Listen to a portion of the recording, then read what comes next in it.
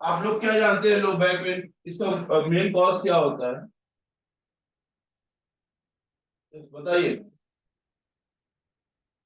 What is your experience? Low back pen क्यों होता है? सर, किडनी इन डेफिशिएंसी। अब आगे आप डायरेक्ट एक एक्यूपंक्चर तो आपको पता चल जाएगा कि किडनी से रिलेटेड है कि स्प्लीन से है कि लीवर है, लंग से कौन ऑर्गन कौन सा एलिमेंट है। In general I am talking about in general कि हमको लो बैक पेन क्यों होता है इन जनरल। Just anyone?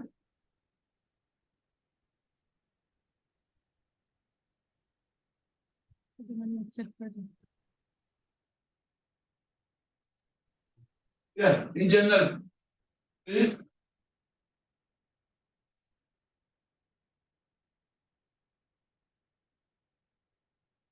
कोई बता सकता है इसमें से? आप में से कोई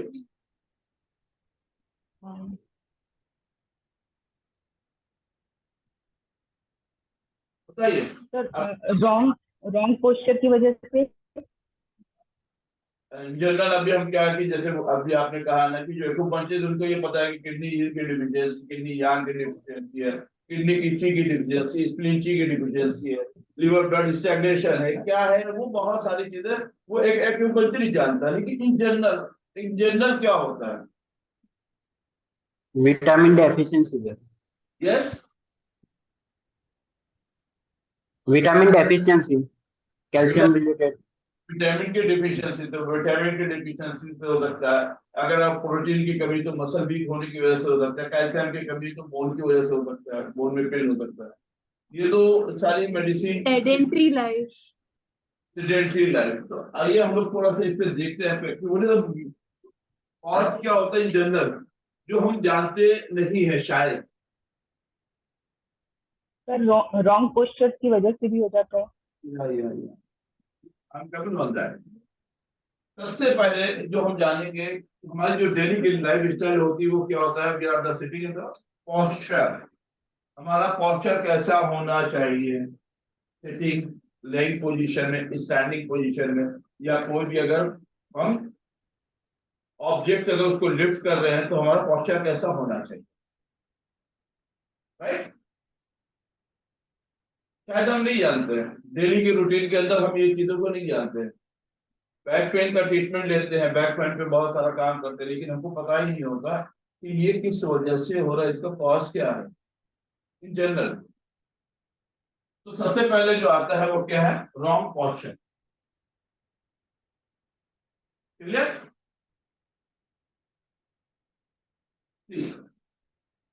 तो यहाँ पे जो है प्रॉब्लम जो आती है वो क्या होती है? जनरल रॉन्ग पोस्चर की वजह से बहुत पेन होता है। We are sitting on the long time on a table, वो रॉन्ग पोस्चर हो सकता है। We are working on the laptop and computer, we are the driver, 8 से 10 घंटा गाड़ी को ड्राइव करते हैं, उसकी वजह से लो बैक पेन होता है। तो ये क्या है कि जो डेली की रूटीन है उसके अंदर हमको ये नहीं पता चलता कि उसका कॉज क्या है, ये पेन क्यों आता है। हम डॉक्टर के पास जाते हैं, ट्रीटमेंट कराते हैं, आराम मिलता है, फिर डॉक्टर के पास हम जाके कंप्लेंट करते हैं कि डॉक्टर जब तक मैंने ट्रीटमेंट लिया मुझे ये बहुत बेटर था और आफ्टर दैट मुझे वापस पेन फिर स्टार्ट हो गया। क्यों? क्योंकि उसको कॉज नहीं पता, उसको कॉज नहीं पता कि ये पेन क्यों हो रहा है। उसकी जो लाइफ स्टाइल है वो रॉन्ग है।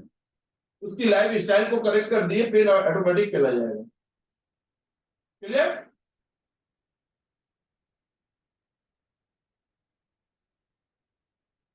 It is clear to everyone? Yes sir. Yes sir. कि हमारी जो डेली की रूटीन है वो हमारी बहुत इफेक्टेड होती है। अभी हम लोग ये डेली ट्रेवल करते हैं बैग लेकर। Yes, give me bag please. ये हैवी लिफ्टिंग होती है बैक की। This is the heavy lifting of back on one side. ये अभी ये क्या है, ये वेट होता है, यहाँ से कंप्रेस होती है ना। और ये क्या होता है अभी बोलेंगे, ये तो शोल्डर ब्लेड से लो बैक से क्या है, इसका लो बैक से क्या कनेक्शन है। तो बोला कि जब आप इसको एक्यूपंक्चर को पढ़ेंगे देन यू कैन अंडरस्टैंड कि what is the connection between the यहाँ से कौन सी मेरिडियन होती है, वहां से कौन सी नर्व कंप्रेस होती है जिसकी वजह से लो बैक पेन होता है। तो हैवी लिफ्टिंग, अभी ये देखिए मैंने आप यहाँ पे हाथ रखा हुआ है, क्यों? इसके वेट को डाइवर्ट करने के लिए। अभी हम ये तो नहीं कर सकते कि आपको लो बैक पेन होगा तो आप जॉब छोड़ दीजिए। तो इसको क्या कहेंगे, उस पेशेंट को क्या एडवाइस देंगे कि आप अगर इसको बैक को अगर आप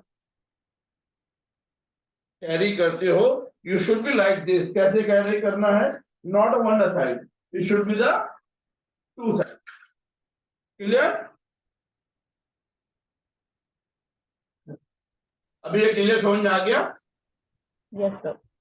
तो ये डेली की रूटीन है, ये आपको पेशेंट को बोलना पड़ेगा, क्योंकि आपको अगर वन साइड आप बैक लेते हैं तो आपको वन साइड नहीं, ये टू साइड लेना होगा।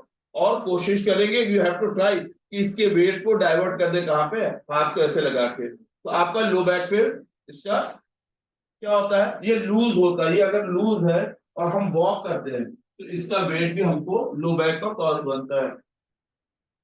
क्योंकि मैं ये डेली देखता हूँ ना, ये इसके लोकल के अंदर ये बस में जो जॉब करते हैं, लाखों क्या लाखों लोग इस तरह से होते हैं, उनको आगे चल के बैक फेल होता है। तो इसके अंदर ये जो पॉस्चर है, आप ये देखिए कि उनको ये बोलिए कि आपका ये जो है स्टिक बहुत टाइट होना चाहिए, ताकि ये लूज होने की वजह से लो बैक पेन नहीं हो, और इसका वेट को डाइवर्ट कर दी कैसे? हाथों से। तो वन साइड अगर बैक लेता है, लेडी हो या जेंट्स हो, उनको आप ये चीज को मना करेंगे। Then you can start the treatment. तो आपका ट्रीटमेंट क्या बहुत ही इफेक्टिव होगा और लॉन्ग लास्टिंग होगा। क्लियर? Thank you. तो ये सारी जो चीजें हैं, इन जनरल हमको डेली रूटीन में ये पता नहीं होता।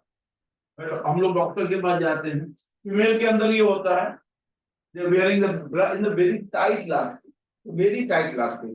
तो सेम उसी तरह होता है जैसे कि यहाँ पर आप बैग लेते हैं, यहाँ से नर्व कंप्रेस होती है, इसी तरह से अगर बहुत टाइट अगर है तो ये कंप्रेस होने के बाद, अभी keep your head right now, आप यहाँ पे प्रेस करके देखिए, सिर्फ अभी जस्ट नाउ यू यहाँ पे प्रेस कीजिए, आपको फील सेंसेशन, आपको लोअर सेंसेशन में फील होगा, लोअर में आपको सेंसेशन फील होगा।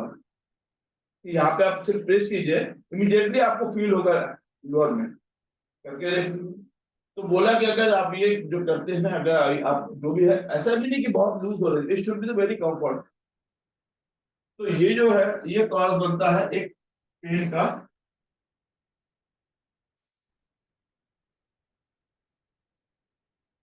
कॉमन चीजें ये है, कॉमन ये चीजें है क्या? ओबेसिटी। अगर आपको बहुत कोई फैट का पेशेंट है, ओबेस पेशेंट है, आप उसको लो बैक की जगह पे उसको ट्रीटमेंट क्या करेंगे?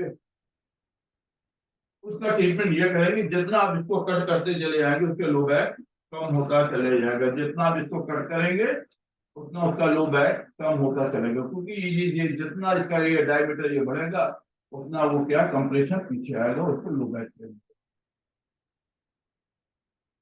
ये कॉमन चीजें हैं जो डेली रूटीन में हम देखते हैं, उठने बैठने, पॉस्चर कैसा होना चाहिए, उठते वक्त बेड पे जाते हैं उस वक्त कैसा पॉस्चर, हम सिटिंग पोजीशन में बैठते हैं तो हमारा पॉस्चर कैसा होना चाहिए, ये सारी चीजें काउंट करता है।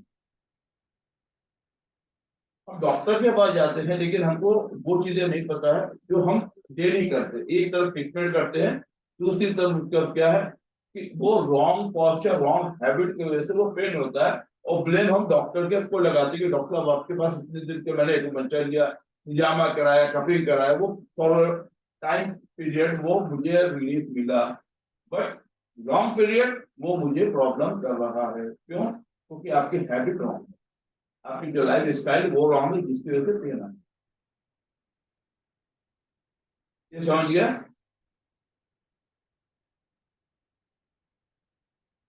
Clear to everyone? Yes sir. Yes, sir. Any doubt, any question?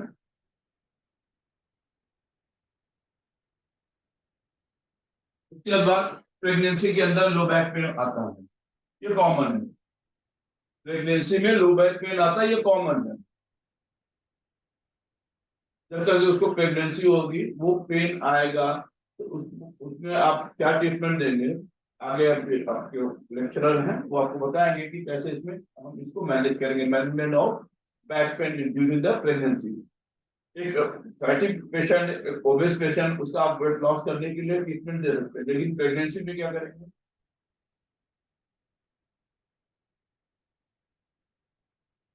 तो ये सारी जो चीजें किस तरह से मैनेजमेंट किया जाता है लो बैक पेन के लिए, I welcome to Dr. Zubair. He can explain very well about the cause of the low back pain and how can you treat the through holistic approach.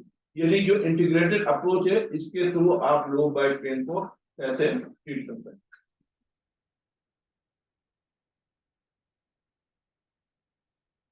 Evening, everyone. Audible? Sir. My name is Zubair Patel. I am a physiotherapist and acupuncturist. I'm specialized in musculoskeletal and manual therapy.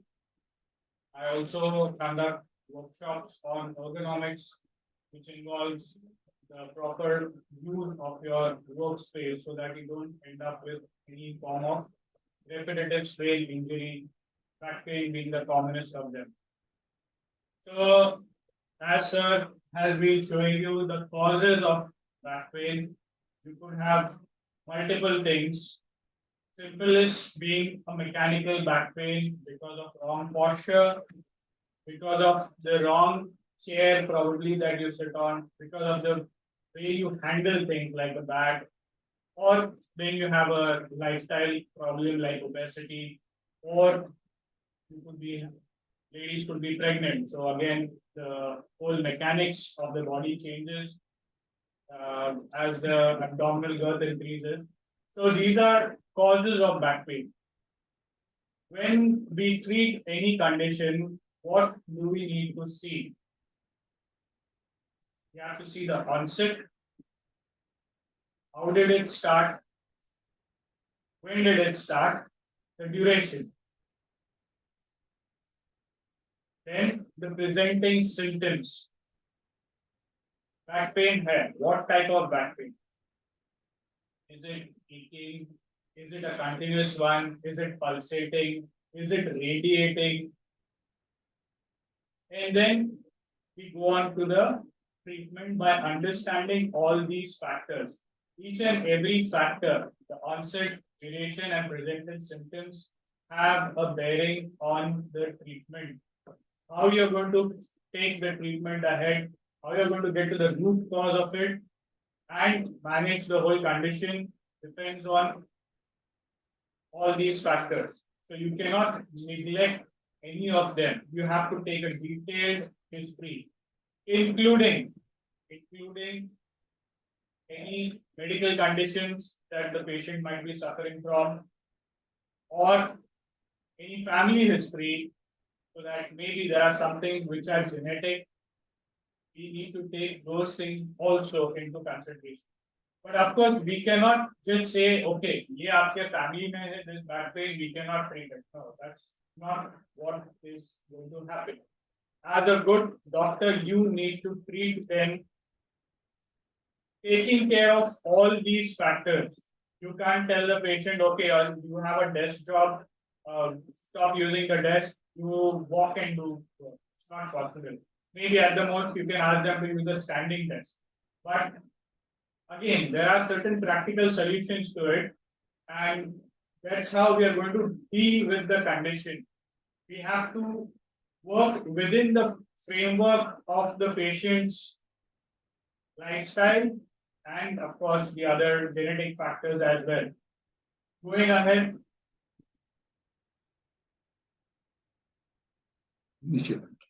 Yeah.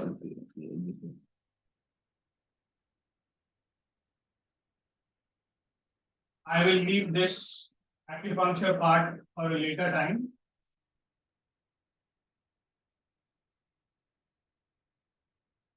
So what you see on the screen is the symptoms of low back pain along with certain meridian systems. Since we are talking about purely back pain and an integrated approach, it is not just back pain, it is associated symptoms with back pain that help us to get to a proper diagnosis and a treatment according to that. So people who are acupuncturists over here might understand this better. If you are not an acupuncturist, it's okay. You need to understand there are certain things, certain energies. I guess I'll have to take it back. And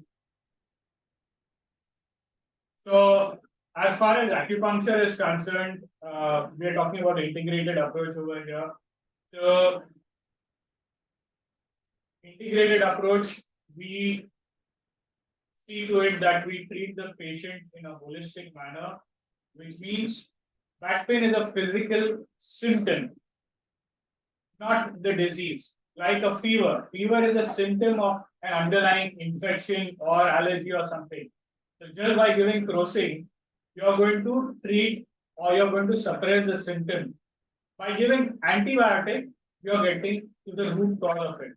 The same way, mechanical back pain might not be only the posture or the way the person is managing their workstation or they're going about with their lifestyle. It could be other factors as well, which is inherent, which is there internally. Their physiology, their biochemistry is such that they might be susceptible to certain things. So when a patient comes to me, I would not just look at the symptoms of back pain, I would look at the associated symptoms that help me to get to a diagnosis. Then we treat it accordingly. So I don't want to make this whole thing acupuncture centric.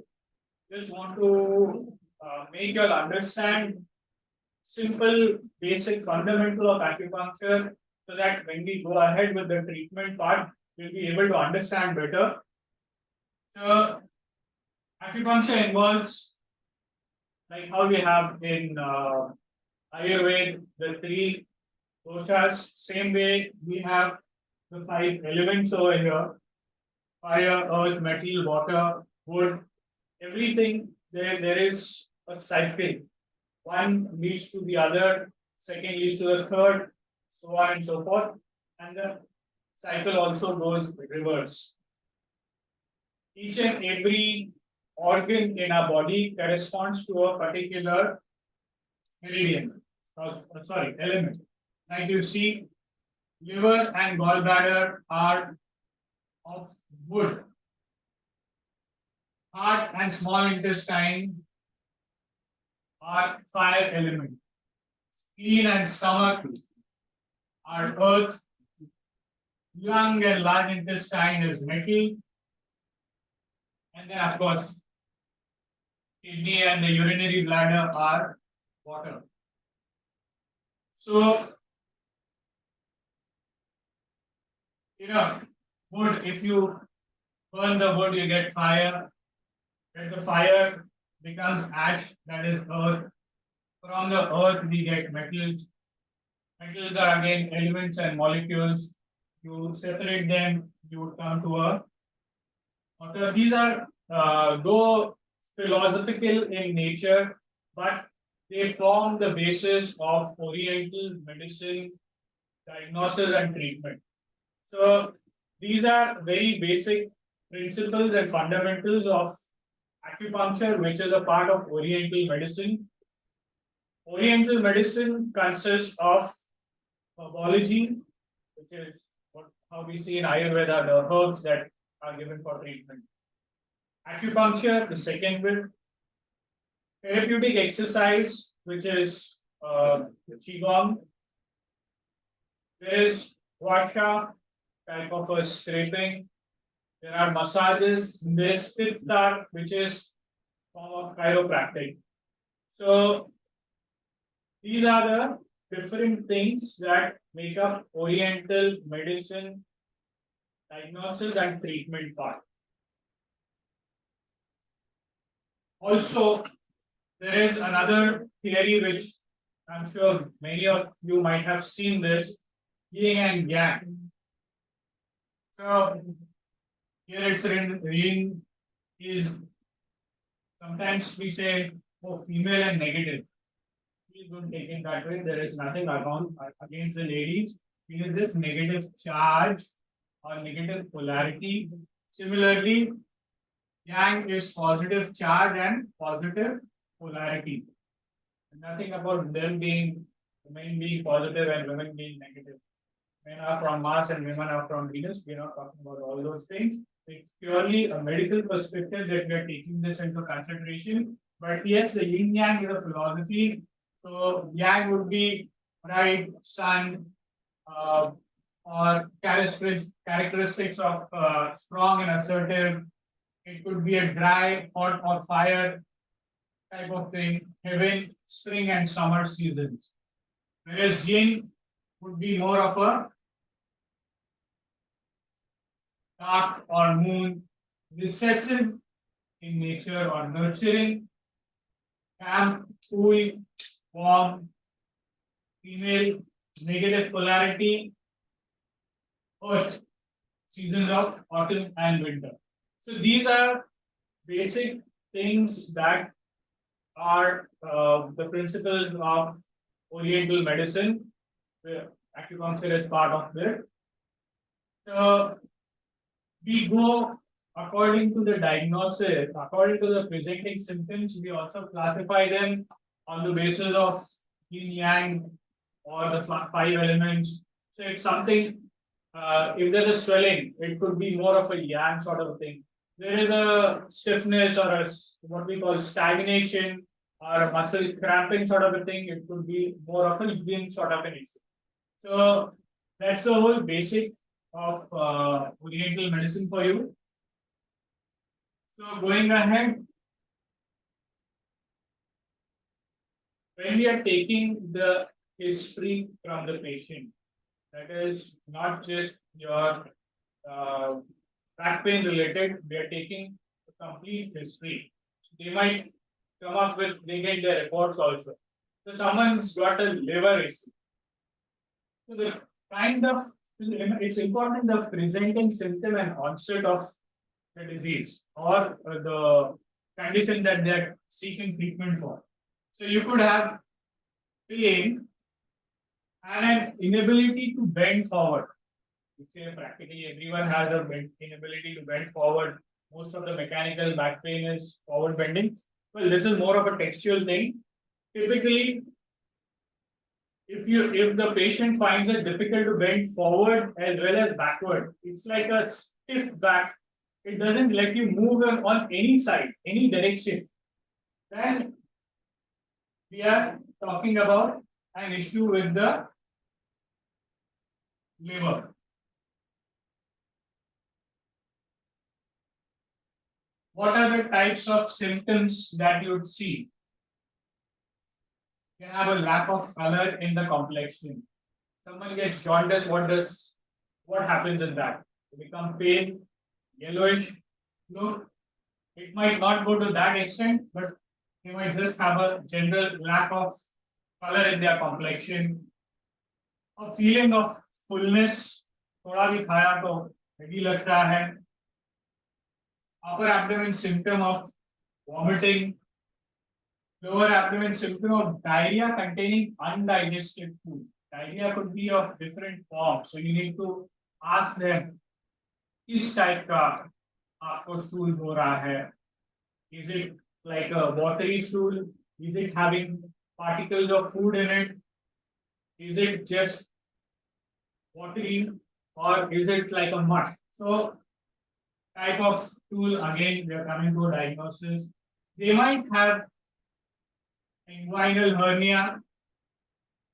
Women might have generalized swelling and also genitourinary issues of oliguria or dribbling urine. If you see a few of these symptoms, probably not all, you could ask them for sonography of the upper abdomen and say that maybe we are suspecting a fatty liver. Though fatty liver is quite common nowadays, but we are not saying a generalized simple grade 1 fatty liver. They might have a grade 2 fatty liver or a hepatomegaly also. So then what is our role over here? We're not just treating the back pain symptom, we're also trying to treat the underlying cause of the disease. Then you'll have a proper recovery, and the treatment would be lasting. Lasting means it shouldn't happen that you did the treatment, 2 महीने बाद patient फिर आ गया, sir मुझे तो उसी type का back pain. There is something lacking in your treatment. So if a patient comes to me frequently with the same problem, then I have to question myself, have I given the right treatment? Was there something lacking in it?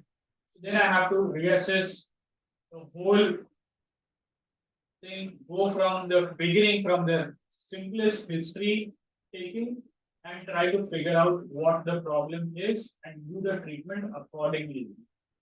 So liver wala patient hai, you could ask them to go to a doctor, change their lifestyle, reduce their fatty food, cholesterol levels. Maybe they might have type 2 diabetes. Mind you, type 2 diabetes comes from liver, type 1 would be coming from pancreas. So you could send them to a diabetologist probably to manage their symptoms, or an endocrinologist, depending on what all type of symptoms they are presenting with.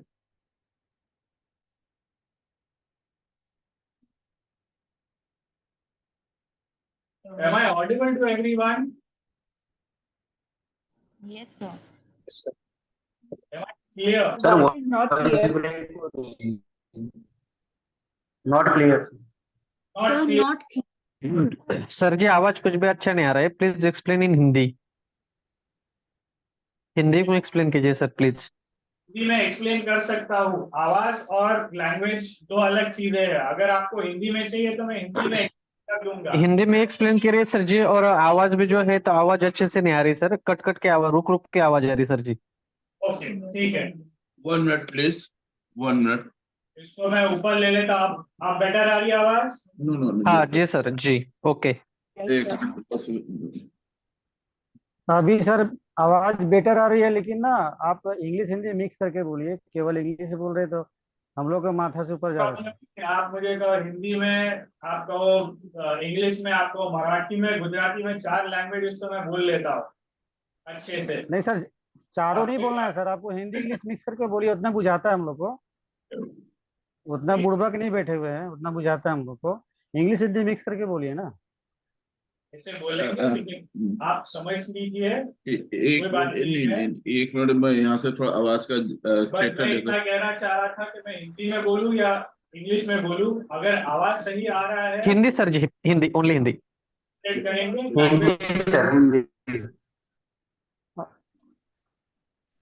Only Hindi sir. Okay ठीक है, कोई बात नहीं. 1 minute, आवाज का पहले देख ले. इशू क्या आवाज है? आ रहा है. आवाज ओके सर जी. अभी आवाज एकदम क्लियर है. नहीं, पहले आवाज ठीक नहीं थी. अभी अभी जो माइक जो ऊपर किया ना, उसकी आवाज ठीक कर रही है. Okay okay. Is it clear to everyone? Yes okay sir, okay clear. Okay, fine. चल. Yes sir. ठीक है. ये मैं दोबारा एक्सप्लेन करूं.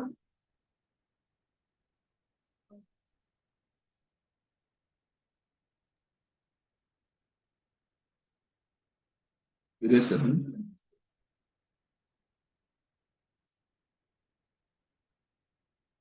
पेन. ठीक है. तो हम ये बात कर रहे थे कि जब भी कोई पेशेंट आता है, आपने सिर्फ एक चीज नहीं देखनी है. बैक पेन के लिए आ रहा है तो सिर्फ बैक पेन के ऊपर कॉन्सेंट्रेट नहीं करना है. उसके साथ जो हम कहते हैं एसोसिएटेड सिम्टम्स, वो चीज पे ज्यादा ध्यान देना है. तब जाके आप पूरी तरह से उनका ट्रीटमेंट कर पाओगे. अगर पेशेंट मेरे पास बार बार एक ही चीज, एक ही प्रॉब्लम लेकर आता है, तो मैंने अंदर झांकना है, सोचना है कि मैंने ट्रीटमेंट सही किया है या नहीं. अगर बैक पेन लेकर आया और बैक पेन साल भर के बाद दोबारा हुआ तो ठीक है, दैट मीन्स लास्टिंग रिजल्ट्स. या 6-7 महीने के बाद भी आया फिर भी हम कहें इट इज लास्टिंग रिजल्ट. अगर हर महीने 2 महीने में आ रहा है मतलब गड़बड़ है. पेशेंट 2 महीने बाद नी पेन लेकर आए या हेडेक लेकर आए या स्टमक प्रॉब्लम लेकर आए, आने दीजिए. क्या मतलब है, हमारा बैक पेन तो ठीक कर दिया हमने, ये दूसरी सारी चीजें हैं, बट हम चाहते हैं कि we give a holistic approach, तो एवरीथिंग गेट्स ट्रीटेड। तो आप जब आप रूट कॉज ट्रीट करने जाते हो किसी भी चीज का, बैक पेन जैसे अगर लिवर से आ रहा है तो हम लिवर के ऊपर भी काम करेंगे, एक्यूपंक्चर भी करेंगे, डाइट भी करेंगे, अगर जरूरत पड़े तो उनको डायबिटोलॉजिस्ट के पास भेजेंगे कि उनका लिवर सुधारा जाए। हम सिर्फ उनका बैक पेन करके छोड़ नहीं देंगे, क्योंकि बैक पेन कर ट्रीट करके छोड़ दिया तो हमने सिर्फ सिम्टम ट्रीट किया है, हमने सिर्फ उनको क्रोसिन देने का काम किया है, एंटीबायोटिक वाला काम नहीं किया। एंटीबायोटिक वाला काम करने के लिए इन सारी चीजों को हमने ध्यान में रखना है और उस पर काम करना है। ये एक एग्जाम्पल था। ऐसे ही अगर किसी को किडनी का प्रॉब्लम हो,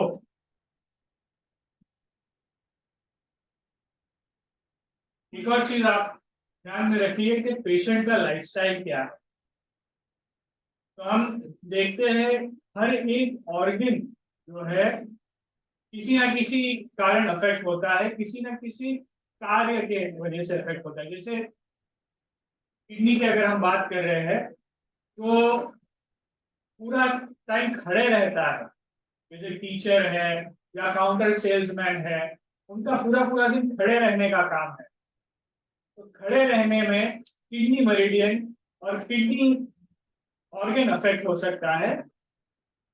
पहला उनका सिम्टम शायद होगा हील पेन, आपके पास आएगा मेरी एड़ी दर्द कर रही है, तो आप इमीडिएटली ये सोच सकते हैं कि भाई इसका किडनी का प्रॉब्लम। किडनी के पेन में किस टाइप का पेन उनको होगा, यहाँ पर बताया है कि पोस्टेरो मीडियल थाई पेन, पोस्टेरो मतलब पीछे और मीडियल, तो ये एरिया जो है पीछे का, अंदर की तरफ पीछे का एरिया, वहां पर आपको थाई पेन होगा जहां पर किडनी का मेरिडियन आता है।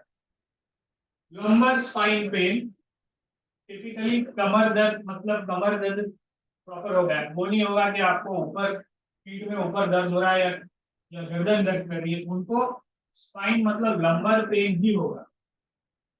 और उनको तलियों में गर्म लग रहा है, pain and heat in the soles, pain and cold in medial thigh and leg area. Leg मतलब घुटने के नीचे का पार्ट इज लेग, पूरे पैर को हम लेग नहीं कहते, मेडिकली हम उसको डिवाइड करते हैं। तो लेग एरिया मतलब घुटने के नीचे का पार्ट, और मीडियल थाई अंदर का साइड, और लेग थाई का अंदर का और लेग का अंदर का भाग, वो है किडनी मेरिडियन का लाइन।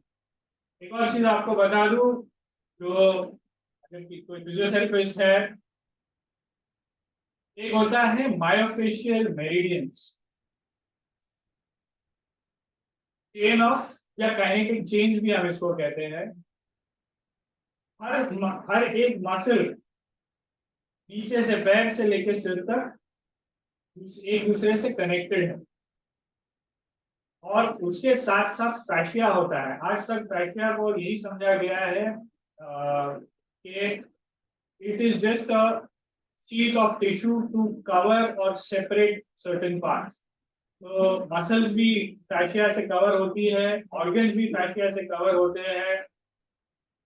फैशिया पिछले 30-40 सालों में रिसर्च जो किया गया, उसको पता चला कि there is something called as myofascial meridian. Myo means from the muscle, fascia facial, तो myofascial meridians जो लाइंस होते हैं इंटरकनेक्शन के चेन की तरह मसल्स के और फैशिया के। तो एक्यूपंक्चर मेरिडियंस को हमने देखा है कि जो मायोफेशियल लाइंस है वो एक्चुअली एक्यूपंक्चर मेरिडियंस ही है। तो अगर आप ट्रीटमेंट कर रहे हो मायोफेशियल लाइंस का, तो कहीं ना कहीं आप एक्यूपंक्चर मेरिडियंस का ही ट्रीटमेंट कर रहे हो। तो ये जो हम बात कर रहे हैं medial thigh, leg, these are acupuncture meridians of the kidney over here, and these are the presenting symptoms. बाकी और क्या symptoms हो सकते हैं in kidney? General symptoms,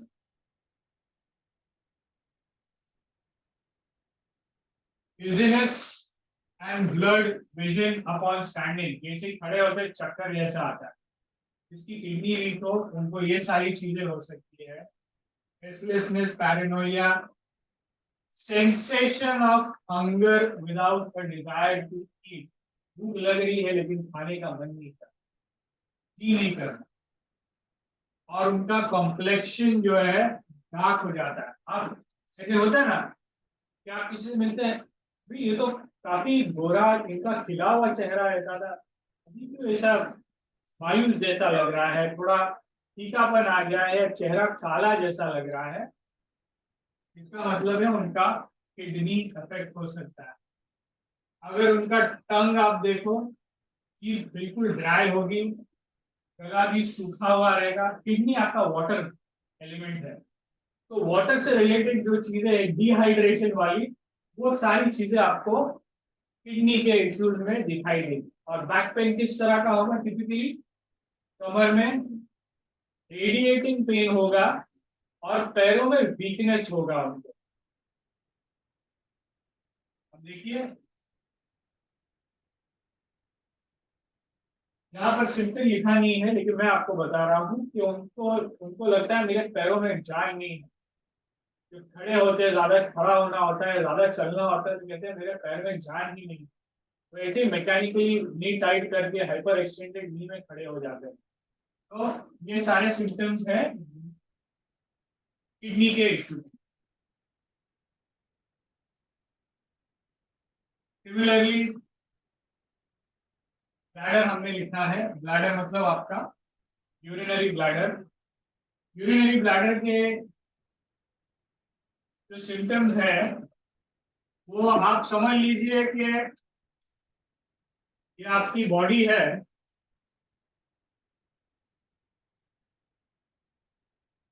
तो आपके पैर से लेके एड़ियों से लेके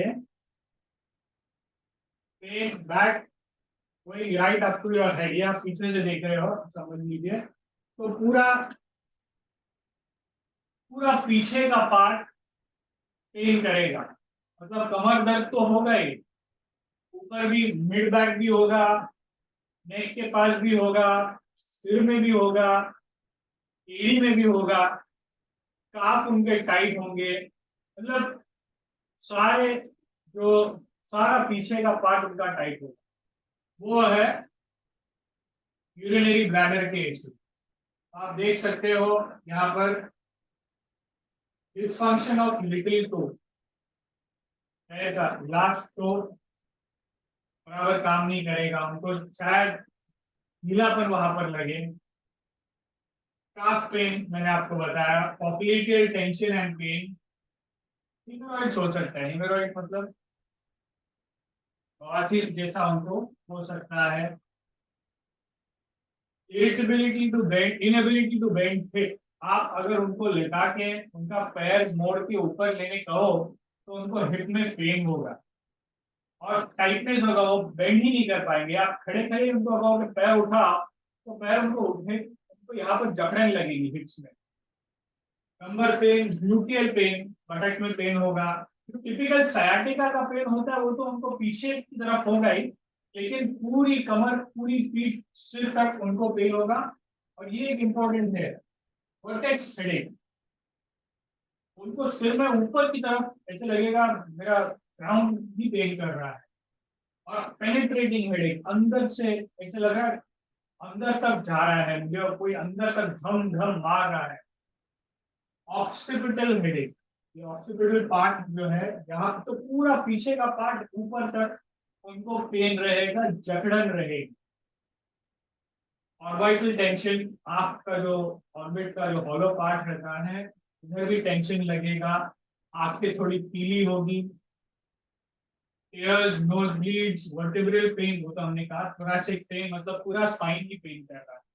तो अगर इस टाइप का आपके पास पेशेंट आता है तो आप समझ सकते हो इनके ब्लैडर मेरिडियन का इश्यू है।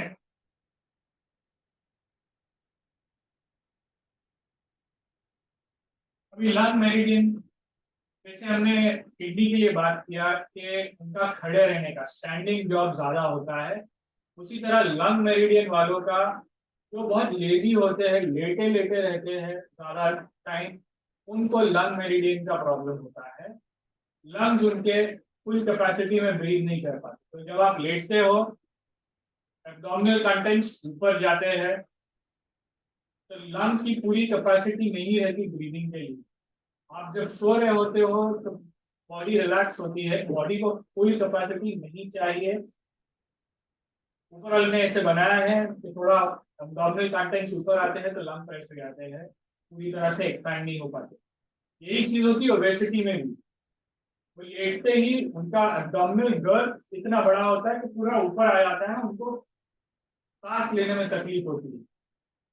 तो लंग मेरिडियन या लंग इश्यूज वाले बैक पेन के भी लोग होते हैं, इनको आप देखिए टिपिकली ऊपर की तरफ, pain in shoulder and supraclavicular fossa, ये एरिया उनका पेनफुल होता है। यहाँ तक के जो हमारे श्रीमान यहाँ पर है, उनकी हम मदद लेंगे। स्कैपुला का जो अंदर की तरफ का एरिया है, ये पेनफुल होगा। जहां भी पेन होगा, ये पूरा ये area shoulder, supraclavicular fossa and border of scapula, ये सारा पेनफुल होगा लंग का इशू होने के कारण। लंग यहीं पर होते हैं, तो टिपिकली लंग के पास में ही आप समझ लीजिए अगल बगल में जो पेन हो रहा है चेस्ट एरिया में ज्यादा, तो वो लंग इशू वाला पेन है। लंग के जो typical symptoms, shortness of breath, सांस फूल जाती है, डीप ब्रीदिंग नहीं कर पाते, खांसी होती है, वीजिंग होती है, गले में जो सीटी बचती है वीजिंग वो होता है, heart heat and calm, pain and a sensation of cold, sweating from exposure to wind cold, ठंडे में बैठे फिर भी स्वेटिंग, एसी में बैठे फिर भी पसीना आ रहा है, लंग की खराबी। और जब देखो तब यॉर्निंग, दवाई लेते रहते हैं, तो आपको लगता है ये बिल्कुल सुस्त आदमी नहीं, उनका लंग्स बराबर काम करता है। शायद वो सुस्ती के कारण लंग खराब हो गए या लंग खराब होने के कारण उनको सुस्ती आई, जो भी है, घंटा पहले आया उनकी डज नॉट मैटर, हम दोनों ही ट्रीट करना है। एक इंपॉर्टेंट चीज आप ये देखिए, फ्रीक्वेंसी इन यूरिनेशन। बार बार इनको बाथरूम जाना होता है, लेडीज हो या जेंट्स हो, आप उनको पूछो आपको बाथरूम कितने बार जाते हो, बोले रात में भी मुझे बार बार उठ के जाना पड़ता है, दिन में भी मैं एक एक घंटे तो जाना ही पड़ता है। फ्रीक्वेंसी इसलिए इंक्रीज हो जाती है, लंग्स है यहाँ पर, और लंग्स के बीच में एक एनर्जी चैनल होता है जिसको हम रेनमा या कंसेप्शन चैनल, कंसेप्शन वेसल कहते हैं। तो वो स्टार्ट होता है नीचे हमारे जेनेटल यूरिनरी एरिया में। तो जहां से स्टार्ट होता है वहां से एनर्जी भी कम हो जाती है। कैसे इशू आ रहा है, वॉल्यूम बढ़ा दीजिए। मैसेज की क्लियर होगा, थोड़ा और ऊपर हो जाए।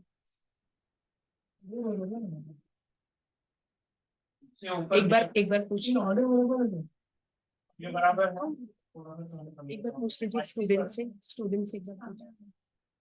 अभी वॉइस क्लियर है या नहीं है? Clear sir. क्लियर, ठीक। तो आप आगे बढ़ते हैं। ये देखिए, ये बहुत एक इंपॉर्टेंट सिम्टम है, फ्रीक्वेंसी यूरिनेशन। तो ये कंसेप्शन वेसल लंग्स से ज्यादा स्टिमुलेट होता है, और ये स्टार्ट होता है नीचे जेनिटल यूरिनरी एरिया में, तो वहां पर भी इसके सिम्टम्स होंगे। तो फ्रीक्वेंसी ऑफ यूरिनेशन आप देखेंगे, आपको not audible. you will also, okay, I think I have to hold it in my hand and talk. Yeah, it seems like for them it's specific issue. We are able to hear from the starting very clearly. Okay, then maybe the person who's complaining is having a problem with their system. Thank you for pointing out. So, getting back to.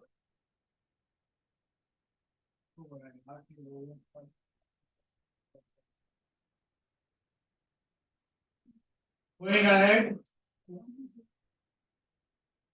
Treatment part मैं चाहूंगा कि एक sir आके आपको explain करे।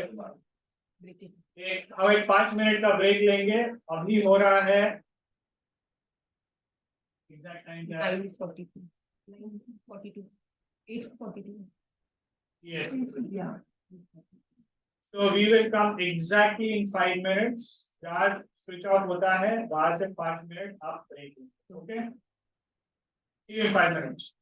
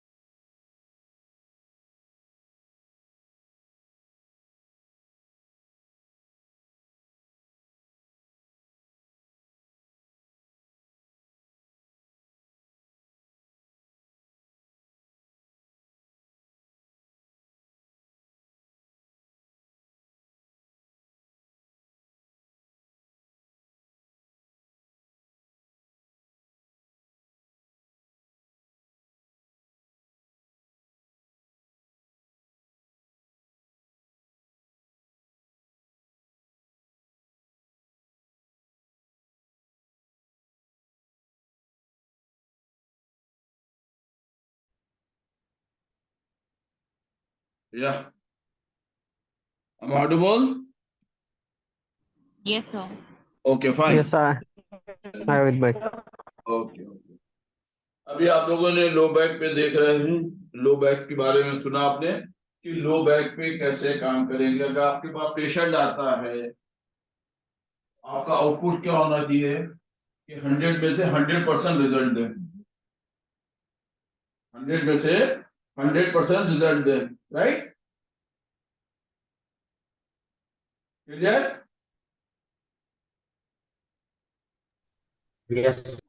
कोशिश क्या रहती है आपकी? आपके पास अगर पेशेंट आता है, आप क्या उसको क्या एडवाइस करेंगे?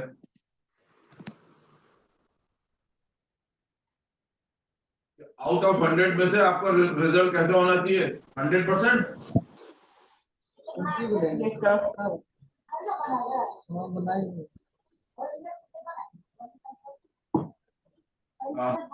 Ritesh ji, please mute yourself. Ritesh ji, please mute yourself. Yeah. तो यहाँ पे भी जैसे लेक्चरर अभी हमारे फैकल्टीज भी आपको बता रहे थे कि लो बैक पेन को सबसे पहले हम क्या करेंगे, आइडेंटिफाई करेंगे, इसके रूट कॉज को जानेंगे।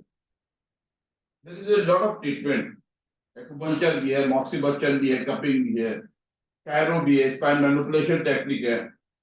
There integrated approach for the low back pain और any pain, but today's topic is the low back pain. तो आज हम जो बात करेंगे इस वेबिनार के बाद, आपके अंदर वो कॉन्फिडेंस आना चाहिए कि आपके पास अगर आप ट्रीटमेंट कर रहे थे और आपका जो रेशो था 50 to 60% था, अगर फॉर एग्जांपल मैं ये नहीं कहता 50 to 60% अगर आपका रेशो था, तो आफ्टर दिस वेबिनार आपका क्या होगा, प्लस प्लस हो जाना चाहिए नॉलेज, राइट?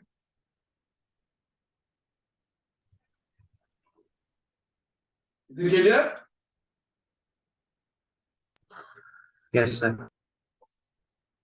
तो कैसे हम अब इस चीज को कैसे समझे कि लो बैक पेन क्यों होता है, वो पेशेंट जो आया, तो यहाँ पर जो सबसे बड़ी चीज है इस पे, जैसे हम एक्यूपंक्चर की बात करते हैं, acupuncture is based on the 5 element, based on the 5 element. उस 5 एलिमेंट से रिलेटेड हम पहले ये देखेंगे वो 5 एलिमेंट क्या करता है।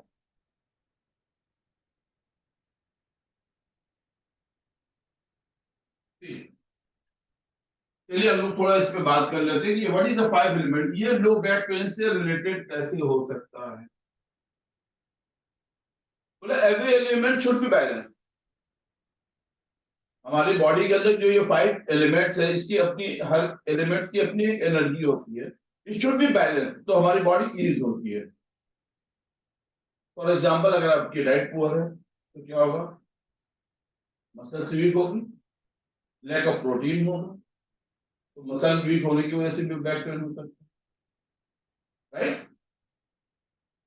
बात करो तो यार, खामोशी से यार, आई am not a government. Yes. सबको अधिकार है बात करने का, आई am not a government, I am speaker.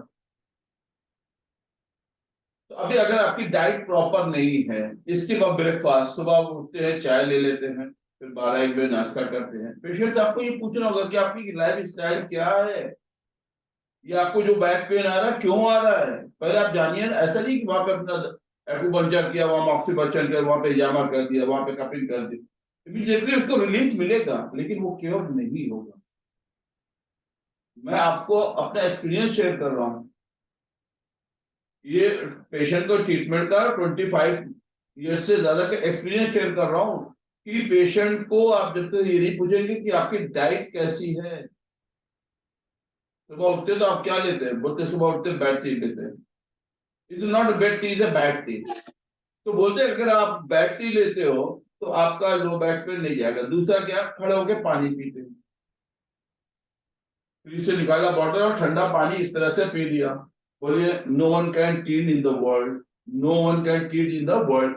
आपको दुनिया में कोई भी ऑर्थोपैडिक, कोई भी कायरोप्रैक्टिस, कोई भी एक्यूपंक्चर आपको लो बैक पेन सही नहीं कर सकता अगर आप खड़े होकर पानी पीते हैं। तो सुबह उठते ही अगर ठंडा पानी पीते हैं तो कभी भी आपका लो बैक पेन नहीं जाएगा। तो don't waste your money and don't waste your my time. आप ये मत बोलिए आप अपना पैसा बर्बाद मत कीजिए मेरा टाइम, क्योंकि उसके अंदर आपको रिजल्ट नहीं मिलेगा, या जितने भी आप अच्छी प्रैक्टिशनर क्यों ना। उससे वहां पे क्या है, रॉन्ग उसकी लाइफ स्टाइल, वो खड़े होके पानी पीता है, तो लो बैक पेन उसको हमेशा रहेगा। आप वर्ल्ड के सबसे बेस्ट प्रैक्टिशनर हो, सबसे बेस्ट एक्यूपंक्चरिस्ट हो, नो वन कैन ट्रीट जब तक से वो लाइफ स्टाइल को चेंज नहीं करेगा। Clear? Yes okay sir, clear. तो ये चीजें जब आप बात नहीं करोगे, सिर्फ आप पेशेंट आए उसको लेटाया अपने ट्रीटमेंट कर दिया, उसको लो बैक पेन इमीडिएटली उसको रिलीफ मिलेगा, फिर उसको वापस कंप्लेन होगी। तो वो लाइफ स्टाइल बहुत ही मायने रखती है कि आपको पानी पीना है तो पहली बात, अर्ली मॉर्निंग में कभी भी ठंडा पानी नहीं पिएंगे, रूम टेम्परेचर का वाटर पिएंगे, या तो lukewarm water, it should be the lukewarm water, और बैठ के पानी आहिस्ता आहिस्ता पानी पिएंगे।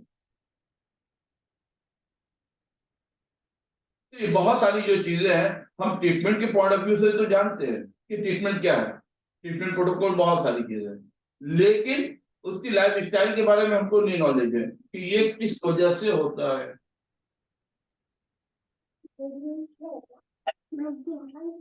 आप बहुत जंक फूड लेते हैं, वो आपके क्या है, बॉडी के अंदर डिपोजिशन का वो लेता है, उससे भी आपको क्या, डाइजेशन अगर प्रॉपर नहीं है तो आपके बॉडी के अंदर जो चीजें ये थ्रू द 5 एलिमेंट, अभी यहाँ पे आप यहाँ पे देख रहे हैं कि यहाँ पे कुछ चीजें दी हुई है। You read, then there is a blood vessels, there is the muscles, there is skin, there is the bone, और there is the tendons and ligaments. ये दिख रहा है आपको स्क्रीन पे? Yes sir. अभी फॉर एग्जाम्पल हम आपसे खड़े होकर बात कर रहे हैं, तो आप जब खड़े होते हैं तो आपकी बॉडी का जो वेट होता है वो डिवाइड होता है, वो किस पे, मसल और बोन। अगर आपकी मसल्स वीक है, मसल वीक है, तो बॉडी के अंदर क्या, प्रोटीन की कमी होने की वजह से मसल्स वीक होता है, तो उसका वेट कहाँ पे, बोन पे जाएगा। अगर कैल्शियम की डिफिशियंसी है तो बोन वीक है, तो उसका वेट कहाँ पे आएगा, मसल्स के ऊपर आएगा।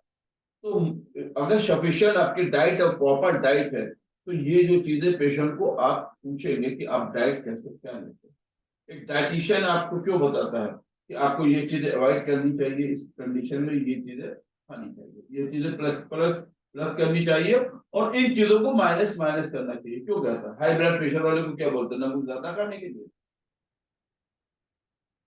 बोलता है, नहीं सॉल्ट को लेस करो। डायबिटीज वाले को स्वीट्स को लेस करने के लिए बोलता है। जिसका लंग्स इम्यून सिस्टम, उसको स्पाइसी फूड ज्यादा मत खाने के लिए मना करते हैं। क्यों? क्योंकि diet is very important for you.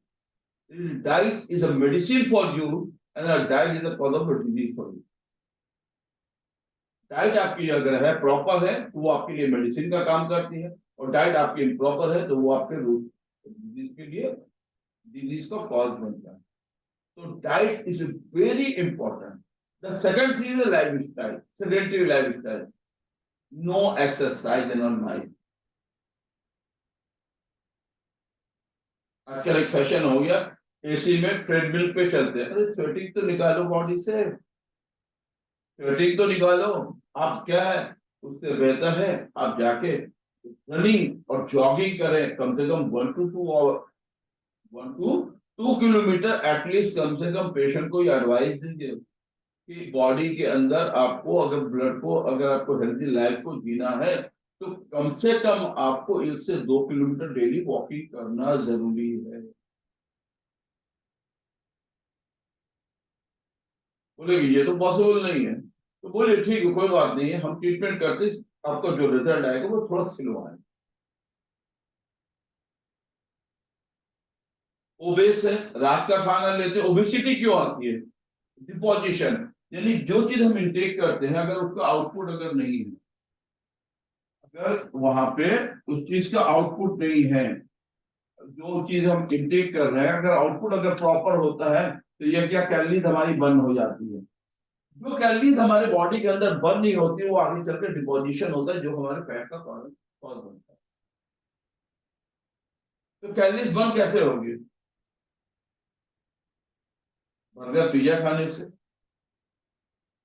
ये आपकी जो डाइट है, ये आज जो कंडीशन है, ये ठीक है आप खाइए, मैं मना नहीं करता हूँ, मुझे पिज्जा वाले से कोई वो नहीं है, आप सब कुछ खाइए, लेकिन उसको बंद करने की हैबिट को अपने अंदर अपग्रेड कीजिए। आप फास्ट फूड खाते हैं तो फास्ट आपको रनिंग करना होगा, जॉगिंग करना होगा, स्विमिंग करना होगा, यानी कोई ना कोई ऐसी एक्टिविटीज आपको होनी चाहिए जिससे आपकी बॉडी के अंदर फैट बर्न हो, कैलोरीज बर्न हो, राइट, जो आपकी बॉडी के अंदर एनर्जी का कॉज बने।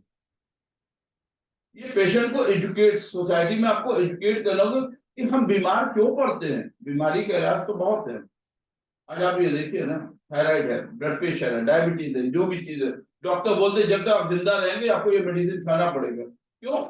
इट इज नॉट, क्योंकि वो ये जान के कि ये बंदे को हम ज्यादा एडवाइस करेंगे। इंडिया में क्या रहता है और फॉरेन में क्या होता है, दो कंट्रियों की हम आपको वो बताते हैं। इंडिया में क्या होता है कि पहले मैं फॉरेन को बता दूं कि अब फॉरेन में जब जाता है पेशेंट डॉक्टर को दिखलाने के लिए, डॉक्टर उसको एडवाइस करता है और वो एडवाइस करके अपनी लाइफ स्टाइल को चेंज कर देता है। इंडिया में क्या है, जब डॉक्टर ज्यादा एडवाइस करता है पेशेंट को, तो पेशेंट इंडिया का इतना स्मार्ट है वो डॉक्टर को चेंज कर देता है। वो अपनी लाइफ स्टाइल को चेंज नहीं करता, वो डॉक्टर को चेंज करता। मैं वो इसलिए तो वो कहता है कि भाई मैं तो मेडिसिन के लिए गया था, इनको तो मेडिसिन देनी थी, ये आपको एडवाइस दे कि ये करो, ये छोड़ दो, ये खाओ, ये पियो, ये नहीं करो, ये नहीं करो। What is this? It is not good. अच्छा डॉक्टर नहीं है। वो डॉक्टर अच्छा होता है जो बहुत सारी मेडिसिन लिख देता है, वो कहता है इसको खाते रहिए, 15 दिन के बाद आइए, 15 दिन के बाद बॉडी में कुछ इंप्रूवमेंट हुआ, बोला ठीक है इसको कंटिन्यू कीजिए, 1 महीने के बाद आइए। नहीं हुआ, कुछ पावर उसने बढ़ा दिया। तो ये क्या है, वो ये जान गया है कि हम आपको अगर एडवाइस करेंगे तो वो आज का पेशेंट क्या है, वो स्मार्ट है, वो नहीं सुनता, वो अपनी सुनता है, वो डॉक्टर की नहीं सुनता, खास करके इंडिया में। तो यहाँ पे जो है जो कॉज बनता है वो क्या होता है, diet and lifestyle is most important thing according to acupuncture. और आप अकॉर्डिंग टू एक्यूपंक्चर भी आप इसको कह सकते हैं, और ये इन जनरल आप इसको ये कह सकते हैं कि हमारी पूरी की पूरी जो लाइफ है वो हमारी डाइट के ऊपर डिपेंड है।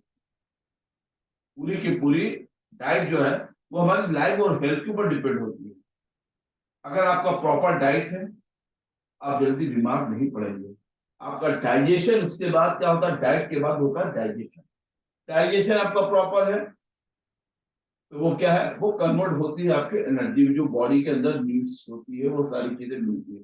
आपकी डाइट प्रॉपर है, डाइजेशन प्रॉपर नहीं है, तो वो क्या है, वो कन्वर्ट नहीं हो पाता, वो क्या वेस्ट मटेरियल में चला जाता है। तो इससे क्या है कि जो बॉडी के अंदर जो नीड्स होती है वो क्या हम मेडिसिन के तो थ्रू द 5 एलिमेंट, ये आपको मैं बताना चाहता हूँ कि ये 5 एलिमेंट हमारी लाइफ के अंदर बहुत इंपॉर्टेंट। और उसके बाद ये कहा कि there is 2 type of disease according to TCM. World के अंदर कोई भी चीज, anything exist in the world, कोई भी चीज एग्जिस्ट करती है तो उसको बताते कि there is 2 thing, one is a yin, one is a yang. One is a yin, one is a yang. या तो वो यिन कैरेक्टर का होगा या तो वो यांग कैरेक्टर का होगा। I am not going to in a very deep in yin yang therapy, लेकिन यिन और यांग में ये हम आपको बता दें कि यहाँ पे 2 चीजों को मैं बता दूं, या उसमें बताया कि यिन और यांग। तो इसको बताया कि अगर यांग है तो वो क्या होता है, वो हीट सिंड्रोम होता है। वो क्या होता है, हीट सिंड्रोम। और अगर यिन होता है तो वो कोल्ड सिंड्रोम होता है। यहाँ पे एक मैं सिंपल मैं आपको क्लासिफिकेशन यिन और यांग कर दे देता हूँ। किसी को हीट से ज्यादा प्रॉब्लम होती है, किसी को कोल्ड से ज्यादा प्रॉब्लम होती है। तो हीट सिंड्रोम और कोल्ड सिंड्रोम, ये यिन और यांग, ये क्या डायग्नोसिस, इधर पार्ट ऑफ द डायग्नोसिस कि ये यिन टाइप ऑफ डिजीज है या यांग टाइप ऑफ डिजीज। ये बैक पेन जो है वो एक्यूट है या क्रॉनिक है, इसको भी डिवाइड किया यिन और यांग में। तो acute is a yang, chronic is a yin. अभी 2 से 4 दिन में हो रहा है, वेरी यंग नेचर का है, उसको आप बहुत जल्दी आप उसका ट्रीटमेंट कर सकते हैं, उसमें आप बहुत जल्दी कमांड कर सकते हैं। अगर लेकिन अगर वो जिन टाइप का पेशेंट है, जिन है क्रॉनिक है, तो it will take a time, कितनी सिटिंग लगेगी उसमें आप इसको डायग्नोसिस पॉइंट ऑफ व्यू से ले सकते हैं। फिर दूसरा जो चीज होता है, एक और चीज आपको बता दें, डे और नाइट। किसी को डे में प्रॉब्लम ज्यादा होती है, किसी को नाइट में प्रॉब्लम ज्यादा होती है। तो day is a yang comparative to night, right. तो डे में अगर प्रॉब्लम होती है तो उसका रूट कॉज को जानेंगे, उसमें हमें मेरिडियन कौन सा सिलेक्शन होगा। अगर नाइट में प्रॉब्लम होती है तो उसमें हम किस तरह से ट्रीटमेंट दे सकते हैं। तो यिन और यांग ये क्या अपने आप में ये एक डिफिनेशन बताता है कि आपके बॉडी के अंदर जो लो बैक पेन है उसका कॉज है यिन और यांग। एक्सेस है या डिफिशिएंट, कोई चीज एक्सेस होने की वजह से पेन हो रहा या तो डिफिशियंस होने की वजह से हो रहा है। कोई एक्सटर्नल पैथोजेनिक फैक्टर है या तो इंटरनल पैथोजेनिक फैक्टर है। ये यिन और यांग की डिफिनेशन है। तो यिन और यांग क्या है, it is based on the clinical diagnosis through the acupuncture.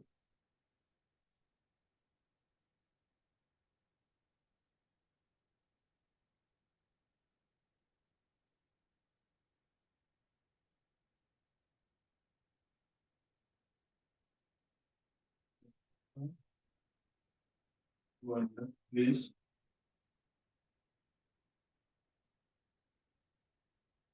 Right there. Copy multiple channel sir. Right.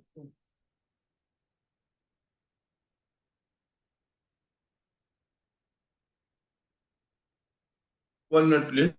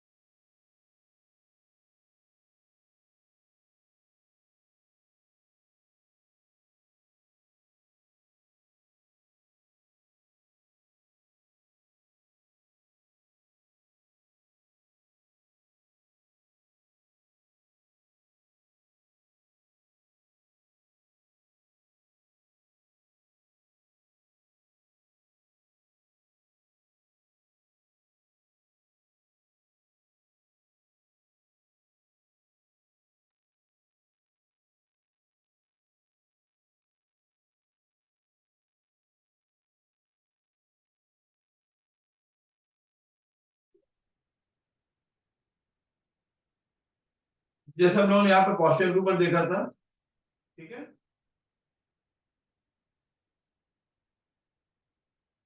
इसके बाद 5 एलिमेंट देखा, यिन और यांग देखा, ये ट्रीटमेंट प्रोटोकॉल है।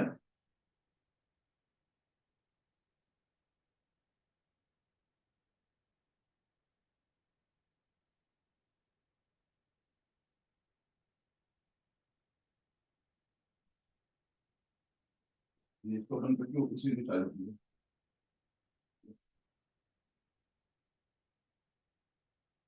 अब यहाँ पे हम लोग पेन को हम कपिंग थेरेपी से कैसे यूज करेंगे।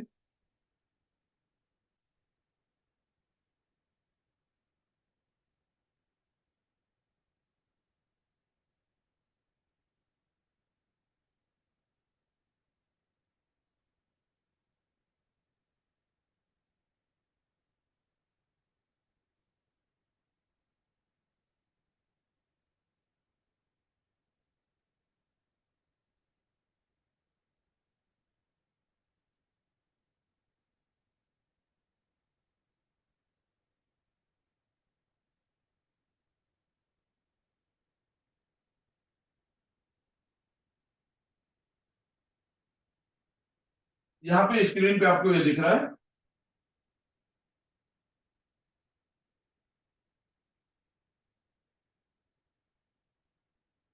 हेलो,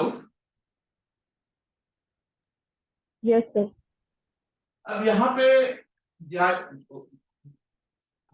हम यहाँ पे अगर एक्यूपंक्चर का यूज करते हैं, कपिंग का यूज करते हैं, मॉक्सीबस्टन का यूज करते हैं, इसके अंदर कपिंग में भी कई एक मेथड आते हैं।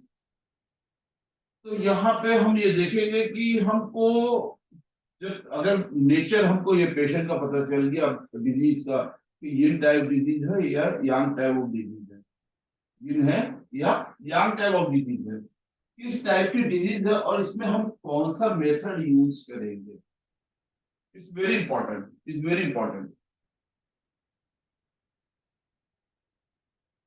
इसके अंदर हम टंग का डायग्नोसिस करेंगे। टंग के अंदर कोल्डनेस होती है, टंग के अंदर हमको डिफरेंट चीजें दिखती हैं, पल्स के अंदर दिखती हैं। ये डायग्नोसिस मेथड है कि हम इसको पहले कैसे डायग्नोस करें बिफोर द ट्रीटमेंट।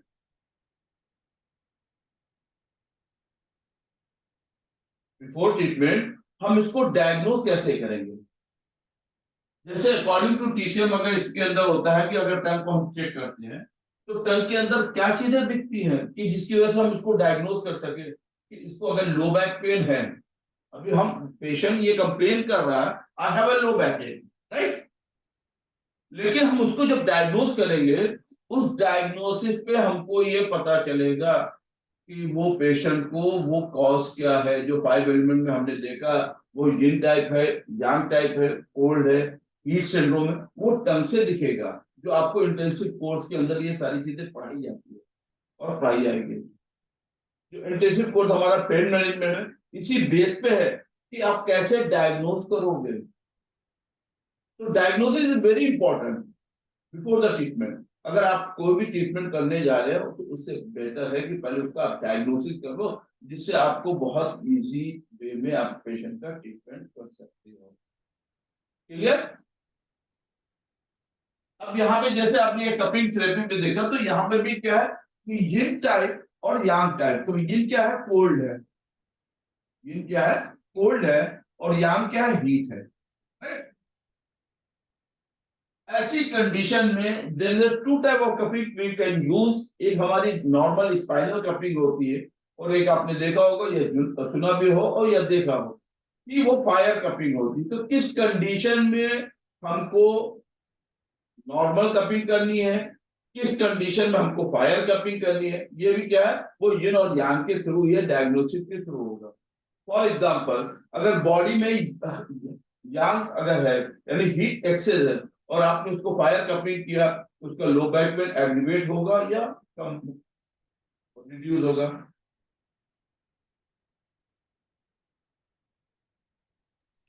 होगा। क्यों? हीट, इसलिए। Heat always there. तो आप अगर उसको एक्सटर्नल हीट देंगे तो वहां पे वो एग्रीवेट होगा।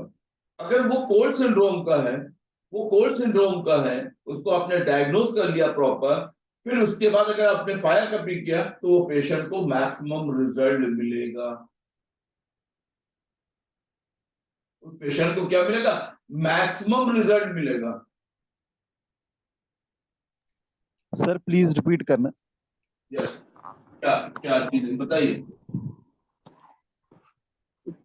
फायर कपिंग कहाँ यूज करनी है, दूसरी नॉर्मल कपिंग कहाँ यूज करनी है सर? ये आपको लिख दिया या ये नो, यहाँ पे हमने डायग्नोज किया। अगर Yes, बॉडी हीट सिंड्रोम है, कभी भी उस पेशेंट पे हम फायर कपिंग नहीं करेंगे। मॉक्सीबस्टन थेरेपी है, कभी भी हीट सिंड्रोम पे हम मॉक्सीबस्टन नहीं करेंगे। यांग अगर एक्सेस है, यांग की डिफिशियंसी है, तो हम मॉक्सीबस्टन या उसको एक्यूपंक्चर करके उसको मॉक्सीबस्टन करेंगे, उसको पेशेंट को ज्यादा। Please mute my dear. Is it clear? clear sir. About marks immersion, can you repeat once, because there is some audio disturbance on that time. Hello. Mute. To all, please mute. It's a very informative lecture.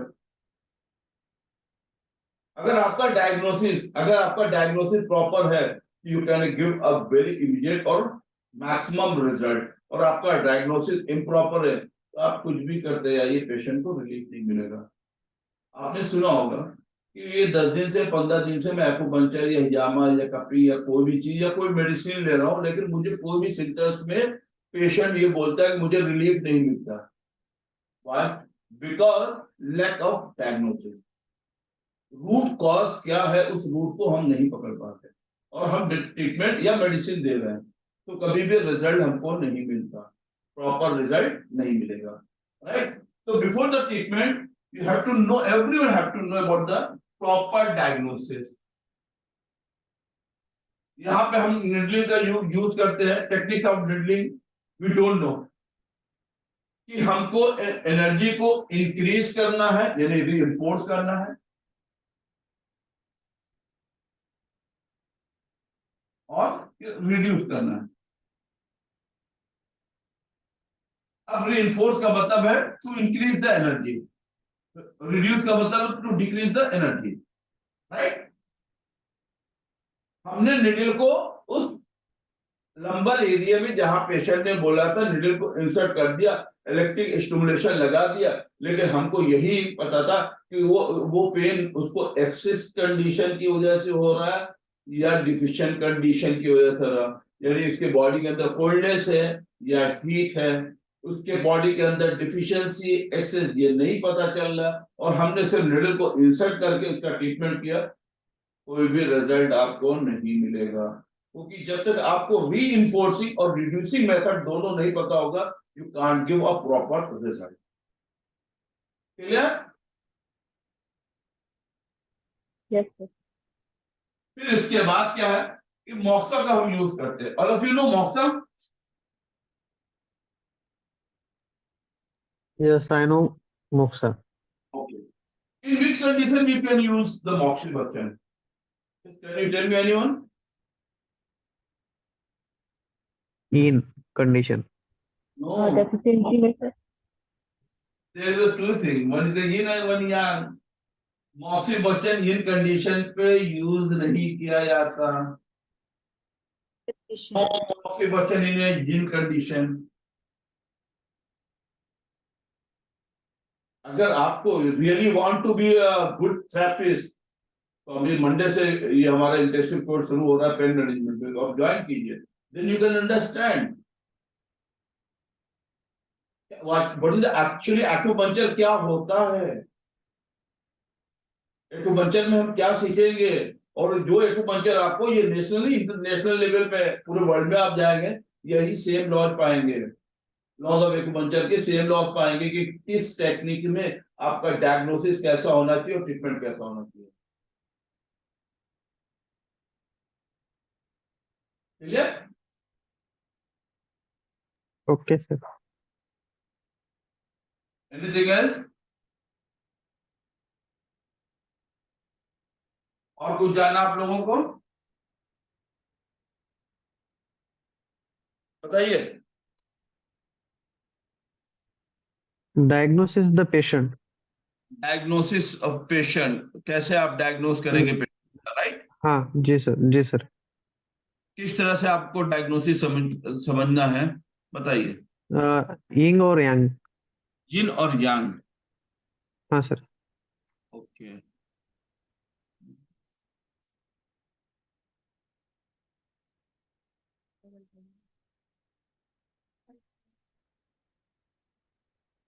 जिन और यांग, चलिए। जिन और yang में क्या क्या चीजें आप देखेंगे, क्या जानना चाहेंगे, बताइए। इंफॉर्मेशन सर, तो टोटली कि उसके सिम्टम क्या रहते हैं सर, यिंग और यांग के अपन डायग्नोसिस करेंगे पेशेंट के। तो अभी जैसा कि फॉर एग्जांपल अगर आप ये बोलते हैं कि जिन और यांग को हमको पूरा पढ़ना है, तो फर्स्ट ऑफ ऑल आई हाँ। Would know your name and what is your occupation. Yes, बताइए।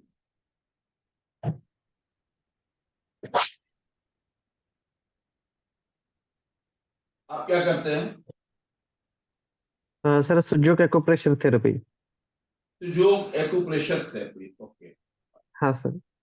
देखिए, एक्यूप्रेशर, एक्यूपंक्चर या कोई भी आप लेते, जब वो सुजोक ले या पीसीएम, वर्ल्ड के अंदर एक लॉज है ये ना जान के, पूरे वर्ल्ड वाइज एक ही लॉज कहता है, पूरे वर्ल्ड के अंदर कोई दूसरा दो लॉज नहीं है ये नियम के। तो ये नियम यस सर।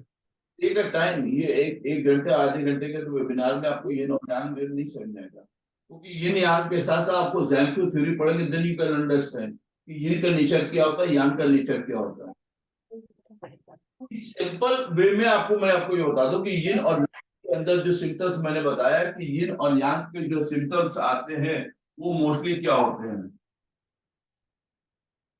जिनमें जैसे बताया कि यिन का जो होता है वो कोल्ड सिंड्रोम होता है, यांग हीट सिंड्रोम में होता है।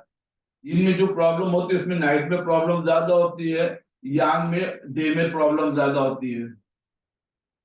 यिन क्या होता है, डिफिशिएंट कंडीशन होता है, यांग क्या होता है, एक्सेस कंडीशन होता है। ये क्या होता है, इंटरनल कॉजल फैक्टर होता है, यहाँ क्या एक्सटर्नल कॉजल फैक्टर्स होते हैं। तो ये सारी जो चीजें इसमें भी ठीक है टाइम, ये आपके 2-4 क्लासेस होती है तो जाके आपको थोड़ा बहुत यिन और यांग के बारे में समझ में आता है। क्योंकि कहीं पे यिन बढ़ी हुई है, यांग कम है, कहीं पे दोनों बैलेंस है, यांग बढ़ी हुई है, यिन अपनी जगह पे, कहीं पे यिन की डिफिशियंसी है, यांग बढ़ा हुआ है, तो इसको कैसे डायग्नोज करेंगे, कैसे यिन को बढ़ाएंगे, कैसे यांग को रिड्यूस करेंगे। ये क्या है, ये अलग टेक्निक है बिल्कुल, पूरी बॉडी को बैलेंस करने के लिए, ये यांग को बैलेंस करते okay sir.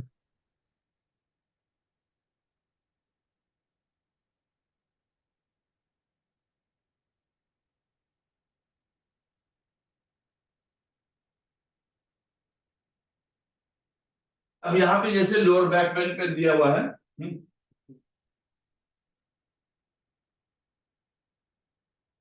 you are going to teach.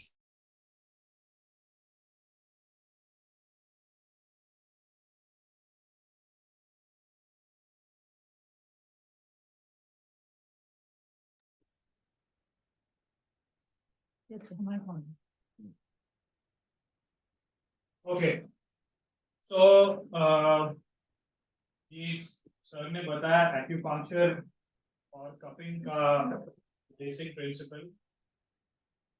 आपके पास पेशेंट आता है, आपने देखना है कि उनको मसल टाइटनेस है, पेन है तो किस टाइप का पेन है,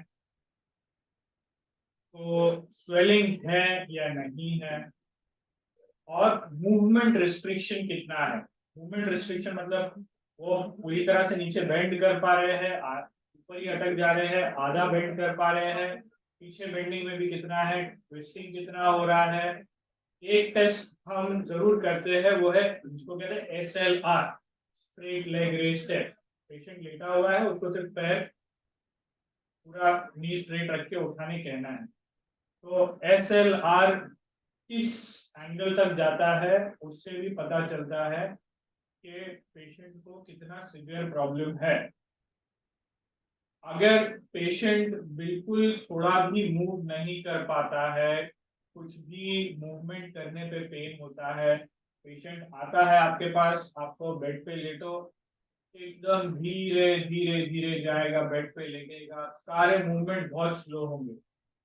ऐसे पेशेंट को पहले आपने रिलीफ देना है, उनको डायरेक्ट तोड़ मोड़ एक्सरसाइज वगैरह नहीं देना है, क्योंकि ऑलरेडी उनकी बॉडी, उनकी बैक इरिटेटेड है, इन्फ्लेम्ड है। पहले वो इन्फ्लेमेशन और इरिटेशन को शांत करना है। उसको आप आइस दे दीजिए, पेशेंट को आइसिंग कर दीजिए। उनको आप कपिंग अगर कर रहे हैं तो आप बहुत सॉफ्ट कपिंग करेंगे, नहीं तो दोबारा आप उसको इन्फ्लेमेशन क्रिएट कर सकते हो। सिर्फ नीडलिंग कर दीजिए, मूवमेंट कभी नहीं देना है, रिलीविंग पोजीशन में उनको डालना है। अभी रिलीविंग पोजीशन डिपेंड्स ऑन उनको बैकवर्ड मूवमेंट में पेन है या फॉरवर्ड मूवमेंट में पेन। ज्यादातर पेशेंट को फॉरवर्ड मूवमेंट में पेन होता है। सिंपल रिलीविंग पोजीशन ये होती है जिसको हम कहते हैं 90-90। तो पेशेंट समझ लीजिए लेटा हुआ है, उनके ये उसका नी है और ये पैर है, तो यहाँ पर हमने एक पिलो रखा हुआ है, तो पैर पिलो पे रेस्टिंग है, तो body hip knee and ankle 90 degree angle पे होगा। उस पोजीशन में रिलीविंग पोजीशन उसको कहा जाता है, उसको पेन कम हो जाएगा। या तो सिंपल घुटनों के नीचे तकिया रखना है और लेटना है सीधा। अगर करवट पे लेटते हैं तो दोनों घुटनों के बीच में तकिया रखना है, या बगल में 2-3 तकिए रख के पैर को उस पे रख के लेटना है। ये ध्यान में रखिए कि नी और हिप, जब वो ऐसे लेटे हैं, नी और हिप एक लाइन में होना चाहिए। अगर वो नी नीचे गिर रहा है तकिए से तो पोजीशन गलत है।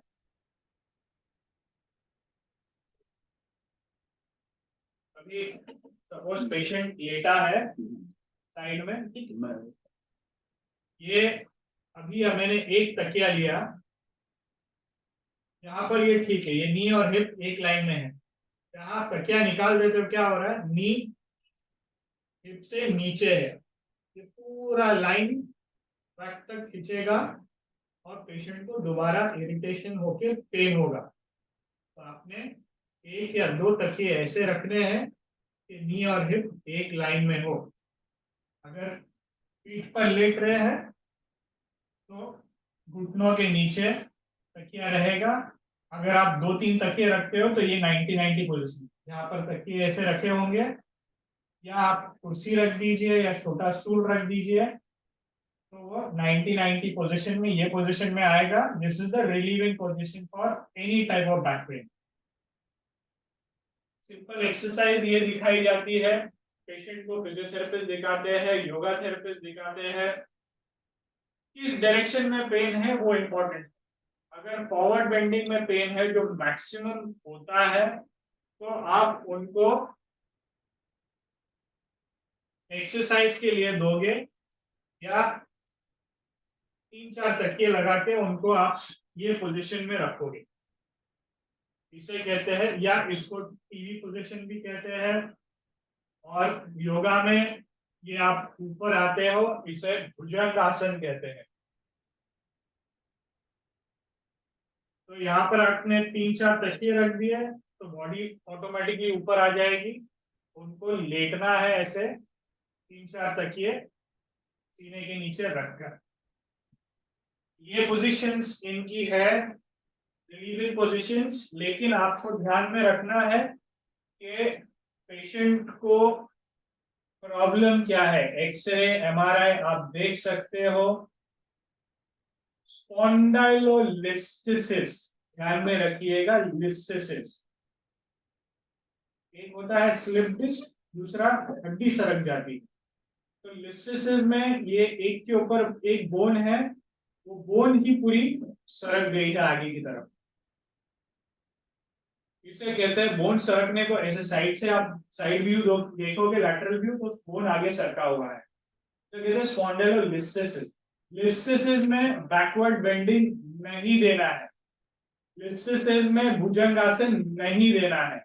लिस्थेसिस में टीवी पोजीशन नहीं देना है. ये ध्यान में रखिए. बाकी सारे रिलीविंग पोजीशन आपको मैंने बता दिए हैं. 90-90 आप दे सकते हो. लिस्थेसिस रहे तब भी उनको नी के नीचे तकिया दे सकते हो, साइड पे करवट पे लेटने में तकिया दे सकते हो, नो प्रॉब्लम. अब ये आ गया सिंपल बात.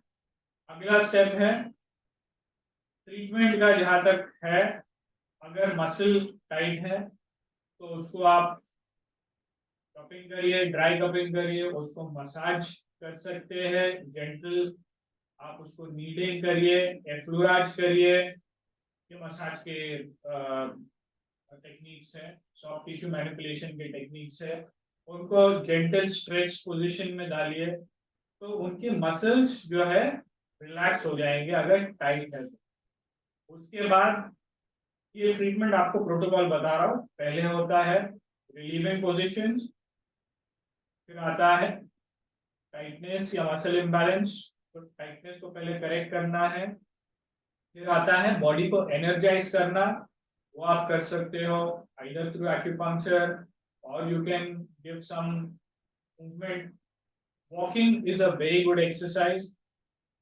सब में important चीज traditional wisdom versus evidence based present wisdom.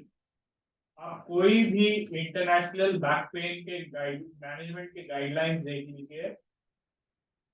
2 दिन 48 आवर्स से ज्यादा बेड रेस्ट पेशेंट को नहीं देना है. पेशेंट को बैक पेन हुआ, अगर मैकेनिकल बैक पेन की हम बात कर रहे हैं, कुछ मसल काम कर रहे थे, कुछ नहीं कर रहे, आपने उनको लिटा दिया. महीने भर का बेड रेस्ट, 2 महीने का बेड रेस्ट जो पहले दिया जाता था, तो जो काम कर रहे हैं वो मसल भी काम करना बंद कर देंगे. 1 महीने के बेड रेस्ट के बाद you have a bigger problem on hand, और the patient has a bigger problem on hand. उनका रिकवरी आपने एक्चुअली प्रोलॉन्ग कर दिया. जो वो महीने भर में रिकवर होते हैं, उनको 4 महीने लगेंगे. ठीक है, क्योंकि कुछ काम कर रहे थे, कुछ नहीं कर रहे थे. तो जो नहीं काम कर रहे थे मसल्स, उनको सिर्फ काम देना था. अभी आपने सारे ही मसल्स वीक कर दिए. तो ध्यान में रखिएगा कि long term bed rest is not advise. ज्यादा से ज्यादा 2 दिन, उससे ज्यादा उनको चलना है, फिरना है घर में. जैसे भी उनको चलने चाहिए, वॉकर लेके किसी को पकड़ के, अगर पेन ज्यादा हो रहा है तो. लेकिन उनको मूवमेंट, मोबिलिटी रखना है. एम्बुलेटरी होना चाहिए या मोबाइल होना चाहिए with in the house at least. Sitting posture is very important. कोई भी हो, नॉर्मली कैसे बैठते हैं,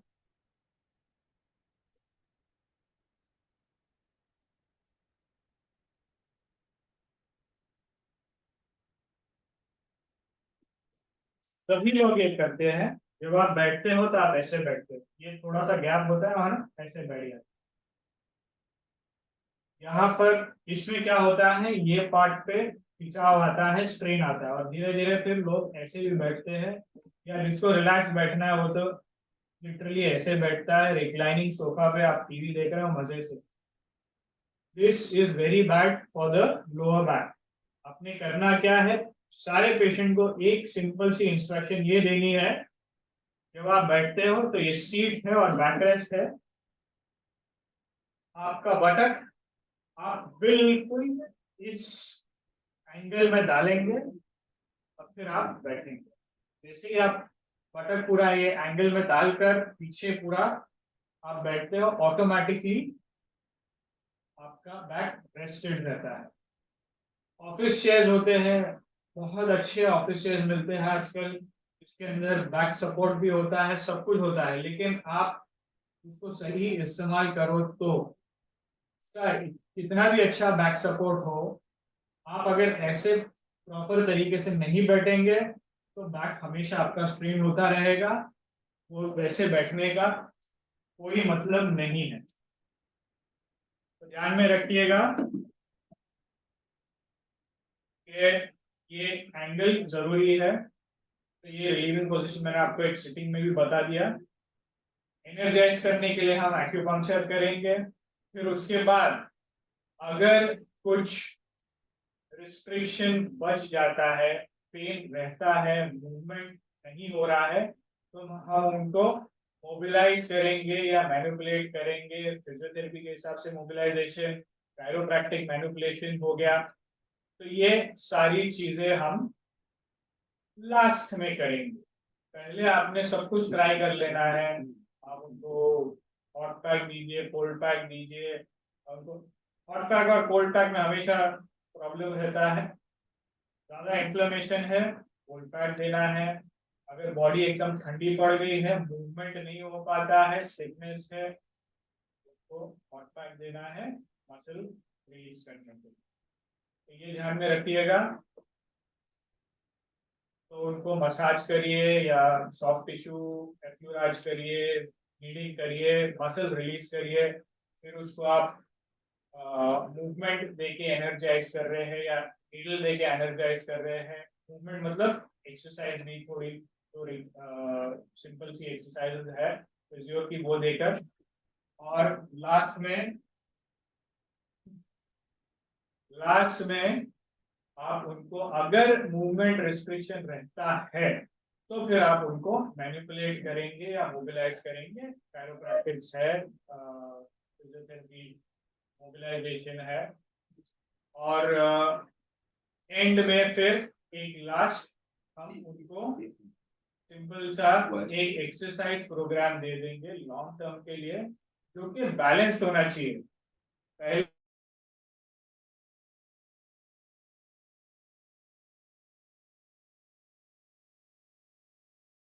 अरे सर जी, आपका ही माइक म्यूट हो गया है सर जी। हो गया, नहीं, ठीक है ठीक है। हाँ सॉरी, ये यहाँ से किया गया था, वायरस से हो गया। ओके, तो ध्यान में रखिएगा। एंड में तो पहले पेशेंट आपके पास आया, आगे नहीं बेंड कर पा रहा था, तो आपने सारी बैकवर्ड बेंडिंग के मूवमेंट्स दिए, एक्सरसाइजेस दिए। जब वो ठीक हो जाते हैं, शायद उनको महीना भर लगे, 1.5 महीने लगे, 2 महीने लगे, उसके बाद जो मूवमेंट नहीं कर पा रहे थे, वो मूवमेंट की भी एक्सरसाइज आपने देना है, उसको बैलेंस आउट करना है। ऐसा नहीं है कि आगे नहीं बेंड कर पा रहे थे, पीछे कर रहे हो, उनको सब बैकवर्ड बेंडिंग, आप भुजंगासन दे रहे हो, सर्वासन दे रहे हो, वो सब दे रहे हो, और वो सिर्फ एक्सटेंशन वाली एक्सरसाइजेस कर रहे हैं। तो फॉरवर्ड बेंडिंग एक्सरसाइजेस भी देना है उसको। अल्टीमेटली टो टच शायद अगर वो पहले कर पाते थे तो वहां तक भी ले जा सकते हो आप, लेकिन ध्यान में रखिए बैलेंस करना है। सिर्फ बैकवर्ड बेंडिंग या सिर्फ फॉरवर्ड बेंडिंग देकर नहीं छोड़ देना है। ये तो दूसरा एक प्रॉब्लम लेके आएंगे डॉक्टर। क्या आपके पास आया था महीने भर में, अभी तो दूसरा प्रॉब्लम हो गया, दूसरा टाइप का पेन। ये चीजें आपने ध्यान में रखनी है। कपिंग, मॉक्सिबुशन, नीडलिंग एक्यूपंक्चर का पार्ट है। एक्सरसाइज, रिलीविंग पोजीशंस, सब फिजियोथेरेपी का पार्ट है। मैंने आपको हॉट कोल्ड कब देना है वो भी बता दिया है। अब जो हम 5 एलिमेंट्स वगैरह की बात कर रहे थे, अगर लगे तो आप उनको डॉक्टर के पास, फिजिशियन है, सर्जन है, जिसकी भी जरूरत पड़े, आप अप्रोप्रिएटली रेफर करेंगे। अगर स्टेनोसिस बहुत ज्यादा है, स्पॉन्डाइलोलिस्थेसिस बहुत ज्यादा है, आप सिर्फ उसको रिलीव करके दे सकते हो, क्योर नहीं कर सकते। शायद आज नहीं तो साल भर, 2 साल, 5 साल बाद उनको सर्जरी की जरूरत पड़े। सर्जरी की जरूरत अगर आपको लगती है, पेशेंट ठीक नहीं हो रहा है, प्लीज उनको रेफर करिए सर्जन के पास। उनको पकड़ के मत रखिए, नहीं मैं आपको ठीक कर दूंगा। हम भी इंसान है, हमारी भी कुछ लिमिटेशंस है, हर थेरेपी की कुछ लिमिटेशंस होती होगी, वो आपको समझना चाहिए। और पेशेंट को पकड़ के नहीं रखना है। पेशेंट के लिए हम काम कर रहे हैं, पेशेंट हमारे लिए नहीं पैसे भरने आ रहा है, हम पेशेंट को ठीक करने के लिए काम कर रहे हैं, वो ध्यान में रखिएगा। तो सारा कुछ होलिस्टिक अप्रोच तो है ही, उसमें सर्जन का भी कहीं ना कहीं काम आता है। तो अगर होता है तो आप उस डायरेक्शन में पेशेंट को भेजेंगे, रेफर करेंगे। तो ये रहा हमारा मोटा मोटा approach as far as back pain management is concern. Detail में आपको मेडिकली उनको जाना है या एक्यूपंक्चर, यहाँ पर काफी एक्यूपंक्चर सेंट्रिक आज का ये लाइव वेबिनार था, लेकिन इसलिए कि आप समझ पाओ कि सिर्फ मैकेनिकल बैक पेन मतलब वो सिर्फ मैकेनिकल बैक पेन नहीं होता, उसके इंटरनल कॉजेज भी होते हैं। जो एसोसिएटेड सिम्टम्स हमने देखे वो सब रिलेटेड है, तो कहीं ना कहीं उनको ट्रीट करना ज्यादा इम्पोर्टेंट हो जाता है सिर्फ सिम्टम को ट्रीट करने के बजाय। तो आप अगर जानते हो, आपको अभी नॉलेज है कि हाँ ये शायद इस चीज का हो सकता है, अगर आप एक्यूपंक्चरिस्ट हो तो आप अपने हिसाब से ट्रीट कर सकते हो, नहीं हो तो आप रेफरल दे दीजिए या एक्यूपंक्चरिस्ट को दीजिए, या शायद जैसे डायबिटीज वाला है या किसी को लिवर का इशू है वहाँ भेज दीजिए, किसी को किडनी का इशू है तो किडनी स्पेशलिस्ट के पास भेज दीजिए। पकड़ के अपने पास मत रखिए, दूसरे डॉक्टर्स की भी हेल्प लीजिए, तब आप उसको होलिस्टिकली ट्रीट करोगे, ना कि सिर्फ मैं बड़ा हूँ मैं सब कुछ कर सकता हूँ। तो वो एटीट्यूड भी कहीं ना कहीं। Okay sir, no problem. Okay, तो आज का हम यस सर, ओके। कर रहे हैं, कुछ चीजें बाकी है सर, मेरी तरफ से हो गया है सर, आपको आगे thank you. Yes sir straight leg raise से डायग्नोज करना है बैक एक कितना सीवियर है? हाँ जी, स्ट्रेट लेग रेट से आप असेस कर सकते हो कितना सीवियर है। ऐसा भी होता है कि स्ट्रेट लेग फुल है और 70 से 90 डिग्री के ऊपर सडनली पेन होता है, तो इसका मतलब ये लंबर का प्रॉब्लम नहीं है, फिर सेक्रोइलियक जॉइंट का प्रॉब्लम है। ये डिफरेंशिएटिंग फीचर भी है। तो जितना स्ट्रेट लेग रेस कम होता है उतना सीवियर प्रॉब्लम है, ये ध्यान में रखिएगा। तो सिवियरिटी तो आपको जब आप ट्रीटमेंट करते हो तो आप असेस करते रहोगे ना कि कितना फर्क पड़ा है, तो आप कैसे करोगे?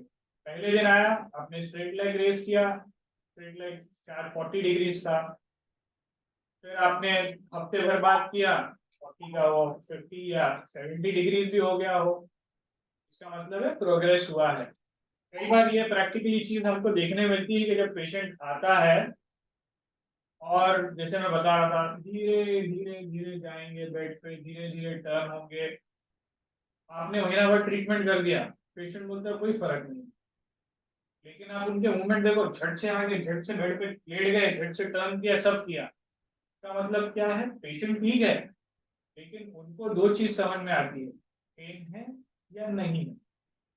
ठीक कितना हुआ वो उनको कई बार पेशेंट को नहीं समझता, तो फिर आप उनको बताइए, देखिए आप आए थे तो कैसे आए थे, आप चल नहीं पा रहे थे, घूम नहीं पा रहे थे, आपका एसएलआर आपने पहले किया था, देखिए ये चीज आज आपका एसएलआर खोल है। इस तरह से आप पेशेंट को बताएंगे कि आप पेशेंट का प्रोग्रेस हुआ है। ऐसा आप नहीं कह सकते pain on end off switch नहीं है, आज पेन है, कल या एक महीना बाद हमने किया पेन जीरो हो गया, तो आप आज दिन पेन गया, ऐसा नहीं हो रहे हो, अल्टीमेटली वो जीरो पे आ जाएगा। पेशेंट का बढ़ाने के लिए हम ये भी कर सकते हैं। Any more question to Dr. Zubair? तो डॉक्टर जुबैर से कुछ क्वेश्चन आंसर आपके हैं जो डाउट्स है उसको क्लियर कर लें। अस्सलाम वालेकुम सर, एक क्वेश्चन था मेरा लंबार में L5 L4 और पिंचिंग नर्व S1 पे और शियाटिका में सर, इन दोनों के पेन्स में थोड़ा सा कोई मेजर डिफरेंस या फिर उसमें कोई major exercise? What is the main exercise for the lumbar region और sciatic pain के? यस सर, क्योंकि उसमें भी पेन स्ट्रेच पैर स्ट्रेच नहीं होता है ना, बिकॉज ऑफ द शियाटिका का नर्व या फिर जो पिंचिंग नर्व हो जाती है S1 की तरफ। देखिए इसमें दो चीजें हमेशा ध्यान रखेंगे, अगर लंबर में सिर्फ पेन है, ठीक है, अगर यहाँ पे सिर्फ लंबर में पेन है, उसको स्पीनियस प्रोसेस में अगर पेन है तो ये सिर्फ लोकल पेन होगा, और जो स्टैटिक नर्व होती है उसमें क्या है, जो ट्रांसफर प्रोसेस में होता है ये रेडिएट होता है वन लेग में, लेफ्ट या राइट में, राइट। तो ऐसे में सबसे पहले आप क्या करेंगे, जो लंबर का पेन उसको रिलीज करने की कोशिश कीजिए, क्योंकि वहां पे क्या है कि रूट नर्व कंप्रेशन है, वहां कंप्रेस हो रहा है, तो कंप्रेस अगर कोई चीज हो रही है यानी कि वो चीजें दब रही है, तो उसके अंदर क्या चाहिए, स्पेस चाहिए, जो चीजें दब रही है उसको क्या चाहिए, स्पेस चाहिए। तो वहां पे स्पेस को इंक्रीज करने के लिए अब जैसे कि फिजियोथेरेपी में ट्रैक्शन का यूज किया जाता है, राइट, तो ट्रैक्शन इज ए गुड। फिर उसमें क्या है कि जो स्टैटिक पेन आता है फिर हम उसमें क्या आगे ये ट्रीटमेंट प्रोटोकॉल में भी देखेंगे, यहाँ पे मैंने इसको लिखा हुआ है या सीवियर स्टैटिका। तो यहाँ पे क्या है कि ये जो पेन आता है ये लंबर से होता हुआ ये जाता है, क्या रेडिएट होता है, या लेफ्ट राइट जाएगा, या लेफ्ट साइड जाएगा या फिर राइट साइड आएगा। तो यहाँ पे हमको जो एक्यूपंक्चर करते हैं या हिजामा जो करते हैं, इसमें क्या एक्यूपंक्चर हमको यहाँ पे लंबर रीजन में भी करना पड़ेगा along with the pathway. So there is a two type of pathway, one is a posterior, one is a lateral. तो ऐसे में क्या है कि आगे हम लोग ये पढ़ेंगे, ये जो है लेटरल होता है जहाँ पे जीबी मेरिडियन इन्वॉल्व होती है, और पोस्टीरियर में होता है तो यूबी मेरिडियन इन्वॉल्व होती है। तो ये ट्रीटमेंट प्रोटोकॉल भी आपके दिया हुआ स्क्रीन पे, आपको पीडीएफ भेज भी दिया जाएगा। तो ऐसे में आप इसमें ये पॉइंट का सिलेक्शन करके सीवियर पेन आप लंबर के साथ सैटिका का भी ट्रीटमेंट दे सकते हैं। Clear? Is clear to Yasmin ma'am? Yes, sir. Sir back lower back pain L4 L5 और S1 में क्यों होता है ज्यादा केसेस में? क्योंकि देखिए ऐसा है कि थोरेसिक से हमारे ये जो पिंजरे होते हैं ना, ये पूरे बंधे हुए होते हैं, ठीक। यहाँ पे स्केलेटन में देखिए, यहाँ पे ये देखिए, ये जो फ्रंट टू बैक ये पूरा एक कवच, एक पिंजरा है, लेकिन ये क्या है, ये ओपन है जहां से हम मूवमेंट देते हैं। तो ये क्यों पेन होता है, ये रॉन्ग पोस्चर की वजह से सबसे ज्यादा पेन होता है, जो हमारी जो लाइफ स्टाइल उसकी वजह से सबसे ज्यादा पेन होता है। जैसे अभी डॉक्टर ने बताया कि ये जो पोस्चर है, इस पोस्चर को अगर हम इम्प्रूव करते हैं, प्रॉपर रखते हैं, तो पेन हमको लंबर पे नहीं होगा। इसमें डिफरेंट एक्सरसाइजेस किए जाते हैं लंबर पेन के लिए। एक ओबेसिटी भी बहुत मेन कॉज है। Obesity is also very important cause for the low back pain, lumbar area. Yes. Anyone?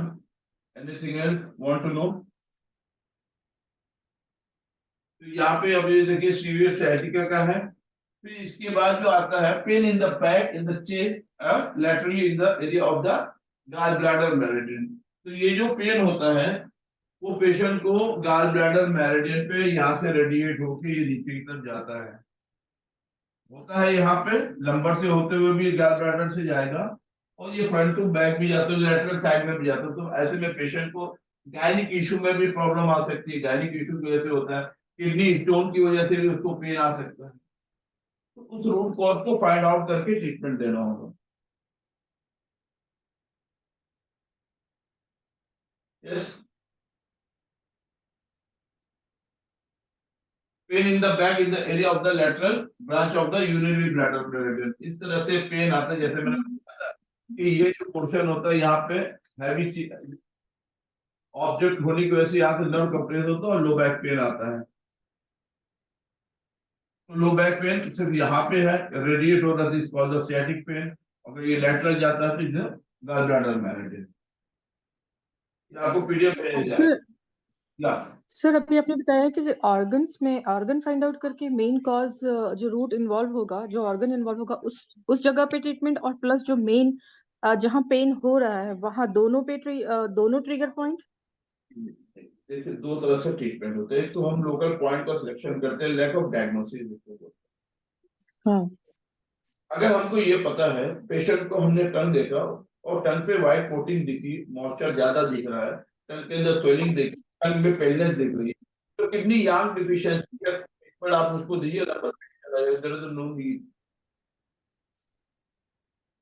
उसके अंदर अभी टंग के अंदर देखे, आपको एक दो एग्जांपल मैं आपको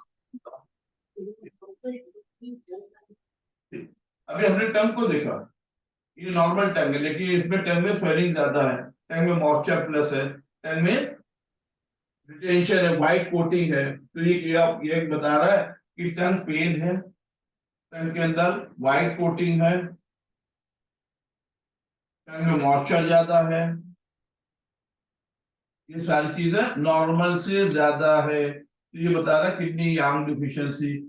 ऐसे में किडनी यांग डिफिशियंसी का ट्रीटमेंट ही उसका लंबर पेन चला जाएगा। लेकिन उसको लंबर में पेन आ रहा है, सेंट्रल में क्रैक्स है, some vertical cracks है। ये अभी आपको मंडे की क्लास स्टार्ट हो रही है टंग डायग्नोसिस में, तो is very easy to understand for everyone. तो यहाँ पे क्या है, इस तरह से ये बता रही है किडनी जिन की है। टंग में आप देखेंगे तो ये साइड में चीक मार्क दिखेगा, तो ऐसे में ये बता रहा है कि स्प्लीन ची की डिफिशियंसी की वजह से। तो यहाँ पे स्प्लीन ची के ट्रीटमेंट से उसका लंबर का पेन चला जाएगा।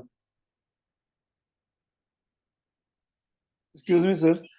यस सर जैसे अभी बोर्ड से क्लियर पता नहीं चल रहा, मतलब जो मंडे से हमने क्लासेस शुरू करनी है उससे क्लियर, मतलब जो टंग से डायग्नोज करना है हाँ, तो क्लियरली हमें शो हो जाएगा। मंडे से नया बैच शुरू हो रहा है, उसके अंदर तो आपको बेसिक से पहले आपको वो पढ़ाया जाएगा। लेकिन अभी जो मंडे की जो हमारी इवनिंग बैच है, यस सर। उसके अंदर आपको ऑलरेडी वो जुलाई की से करीब उसका 1 मंथ कंप्लीट हो गया। उसमें अभी कल सब लोग टंग डायग्नोसिस पढ़ेंगे। नहीं सर, मेरे कहने का मतलब जैसे आप बता रहे हैं, आप क्लियर नजर नहीं आ रहा बोर्ड पे, जो हम हाँ, क्लासेस, हाँ जो हम क्लासेस शुरू कर रहे हैं मंडे से, उसमें क्लियर मतलब हो जाएगा हमें डिटेल में। पूरा डिटेल में सब सिखाया जाएगा, पूरा सिखाया जाएगा कि टंग के थ्रू कैसे आप डायग्नोज कर सकते हैं, पल्स के थ्रू कैसे आप डायग्नोज करेंगे, उसके अंदर क्या क्या सिम्टम्स आएंगे, किस पेशेंट की केस हिस्ट्री को कैसे लिया जाता है, उसके अंदर वो सारी चीजें आएगी। पेशेंट को अगर प्यास कम लगती है, पेशेंट को प्यास बहुत लगती है, पेशेंट को भूख बहुत कम लगती है, पेशेंट को भूख बहुत ज्यादा लगती है, ये सारी जो चीजें हैं वो सारी चीजें आपको वो इंटेंसिव कोर्स के अंदर वो पूरा डिटेल में सिखाया जाएगा। Okay sir, thank you.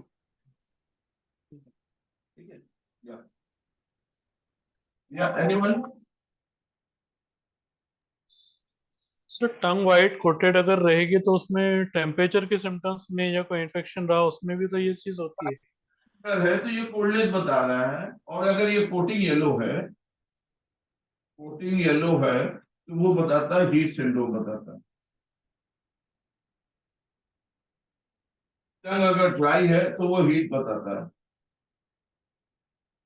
तो ये टंग डायग्नोसिस के अंदर बहुत सारी चीजें सीखने को आएगी। थ्रू द टंग आप काफी कुछ डायग्नोस कर सकते हैं।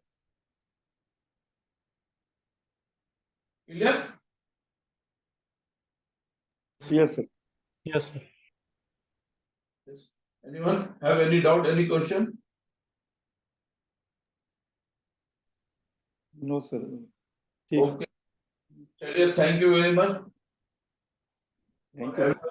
आप लोगों ने बहुत सब्र के साथ, पेशेंस के साथ वेबिनार को अटेंड किया। तो सक्सेस बनाने में आपका बहुत बड़ा एक हिस्सा है, जिसको बोलते हैं ना कि अभी अगर इसको सक्सेस बनाना तो दो पार्ट होते हैं, कि यिन पार्ट होता है, कि यांग पार्ट होता है। ये दोनों चीजें मिलकर बनती है, तो ये हम लोग मिलकर यिन और यांग को बैलेंस किया। ठीक है, thank you everyone and good night. We will meet on Monday for new class and afternoon and regular class in evening. Okay, thank you. Thank you, sir.